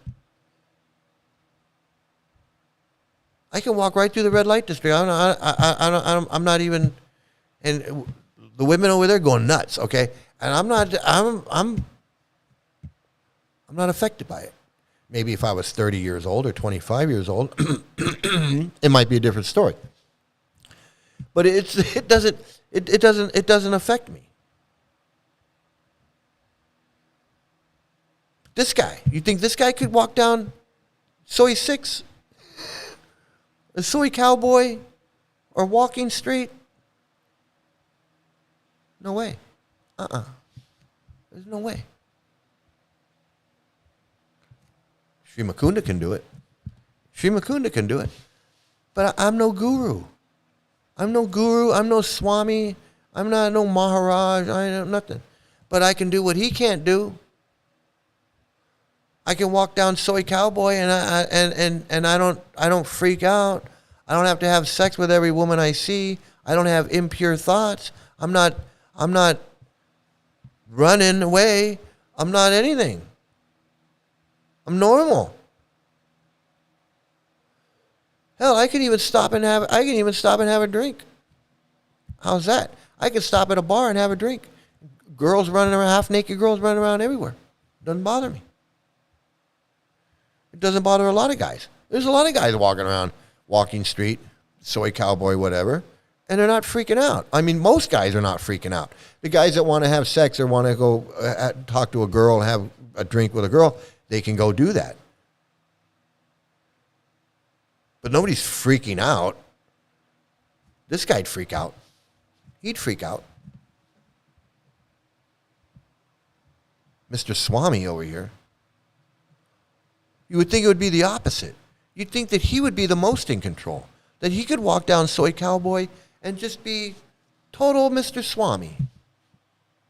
Have his orange outfit on and his bead bag and his little orange beanie on. And he should be able to just walk down. Hey, you're a Swami. You're spiritually advanced. You're on another level. You should be able to walk down Soy Cowboy. You should be able to preach to those girls and tell them what they're doing is wrong. And they shouldn't be out here hanging out in the bar looking for guys and whatever. And you should be able to preach to the guys. What are you doing over here on Soy Cowboy, preaching to the looking for women and cheating on your girlfriend and doing all these things? What are you doing? No, he doesn't want anything to do. He doesn't want to go anywhere near Soy Cowboy or Walking Street or any place like that. But he wants you to believe that he's spiritually advanced and he can tell you how to live your life and what you should do and what you should eat and what you should wear and where you should go and what you should talk about and who you should be friends with and who you shouldn't be friends with. And he'll tell you all that. He'll be happy to tell you all that.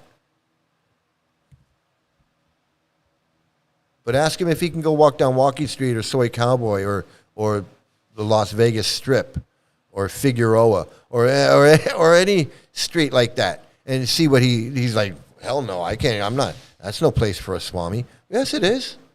Go do your Swami thing. Go preach and sell your books. Go show us how it's done. Go into the depths of depravity and save the suffering souls, the conditioned souls that are congregating in the red light district in some little town somewhere. Let's see you work your magic then. Oh no, you can't do that.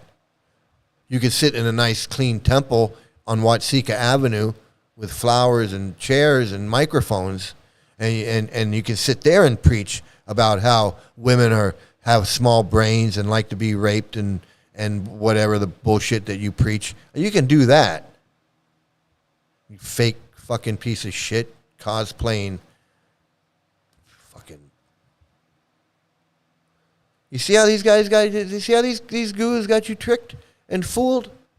They got you tricked and fooled, thinking he's the spiritually advanced one. I'm the spiritually advanced one. I can do shit he could never think of doing. He can't control his mind, control his senses the way I can. He can't even comprehend of walking down Soy 6 or Soy Cowboy or walking down the Sunset, the Las Vegas Strip. He can't even have that idea in his head. Because just that idea in his head would drive him crazy. Doesn't bother me. It doesn't upset me. I don't freak out. I'm not uptight. It's total.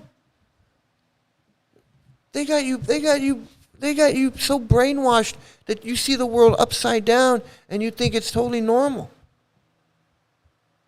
You think it's totally normal that this old fucking man wants to become an 11-year-old girl so he can go back to Godhead and have sex with Krishna. That to you is normal. And the fact that he denies having sex in this world now with people his own age so he can have sex at when he's an 11-year-old girl on another planet after he died, that is freaking insanity. That is insanity. And you cult people, he's a guru. He can be insane. It's okay. Because you're not a pretender, the more they try to pretend not to like women, the more predatory and abusive they become. Because he's just pretending. It's a double whammy for them. You know, you're right, because it's a double whammy for them, because first of all, they're just cosplaying. So they're just pretending. So they're just cosplaying. And then because what they're pretending to do is fake and not real, they got to fool themselves into believing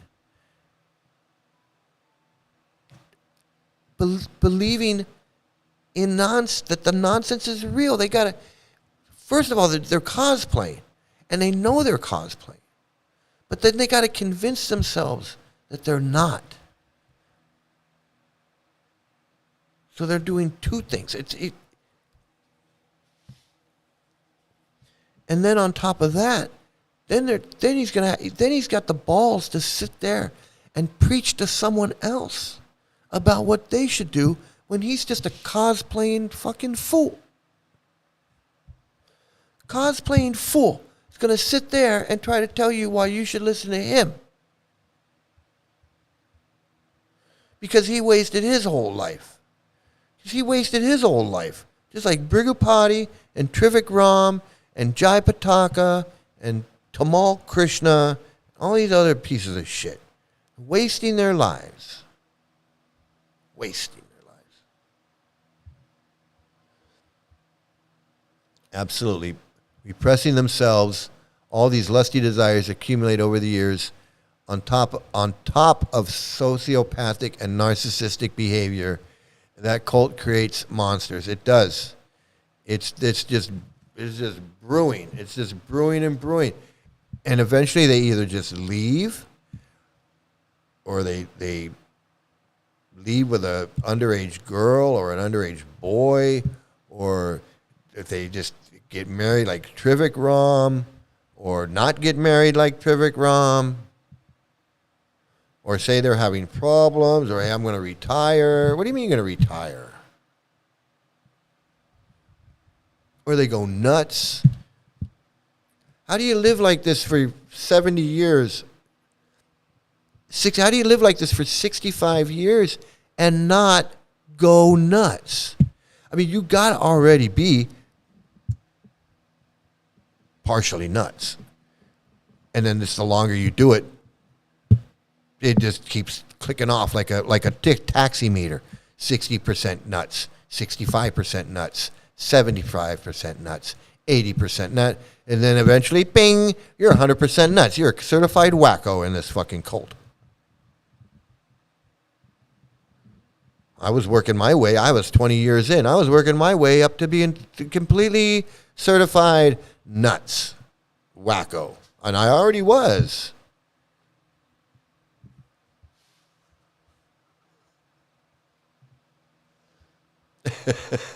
It's insane, man. It's insane.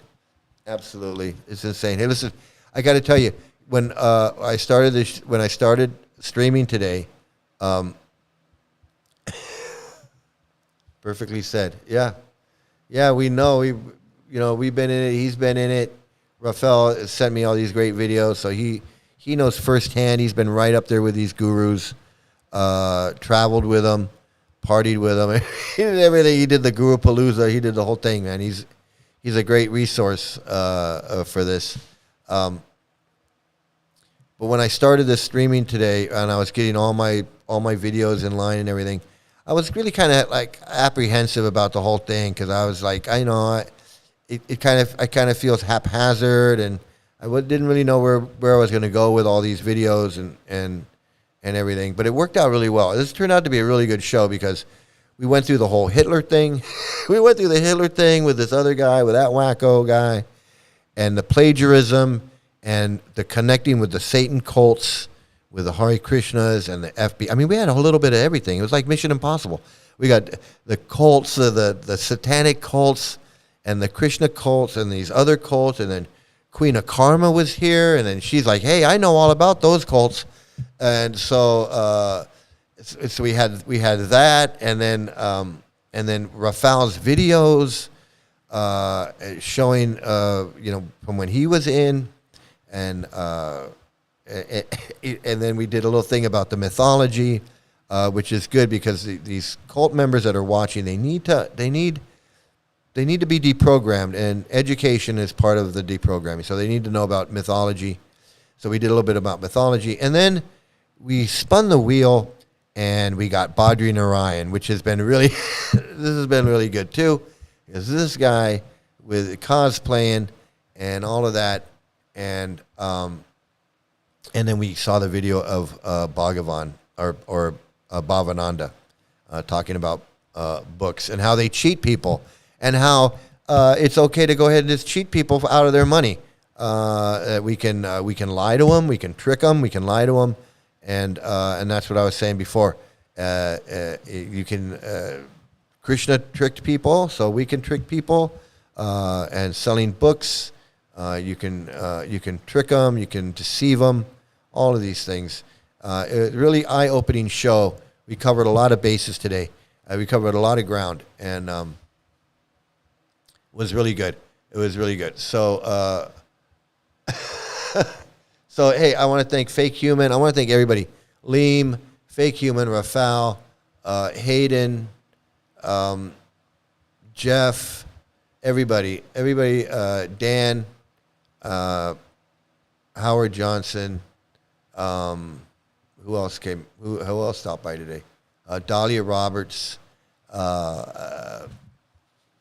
Everybody, if I left out anybody, I'm sorry. But, hey, I want to thank you all for joining in. It's a great show today. We covered a lot of ground. Let me get back over here to say adios to everyone. We covered a lot of ground. It was really good, and it just goes to show you never know what's going to happen. I had no idea all that stuff with the Satanism. I had no idea that was all going to. I didn't know we were going down that road today. I had no idea we were going to take that road, the road to Satan. I didn't know we were on the highway to hell, but we did. We did it, and we survived, and we made it, and we came out the other end, and we came out better and stronger. We came out better and stronger for it. So, everybody, I want to say thank you for joining in. Please hit the like, share, and subscribe button so you get the views up and everything. And remember, I'm over there on Substack, and I'm really kind of concerned that some of these Hare Krishnas may try to take my channel down. I'm getting a lot of views, now, more than ever before, and I'm really kind of concerned that they might try to take my channel down. So if you don't see me and you go to my channel and I'm down, head over to Substack because I'm over there. And if I do go down over here, I will be on Substack, and I'll be doing videos on Substack. So if you want to go over there and subscribe just so that we can stay in touch, that'd be great. Because I am concerned that something might happen. Seriously, I am concerned that something might happen. So thank you, everybody. Thank you. Thanks, Jeff. Again, please like, share, and subscribe. And then here, of course, is me as a Hare Krishna, everybody. Have some great luck. Have a great morning, great afternoon, great evening. Have some great luck. Stay out of a cult. And, of course...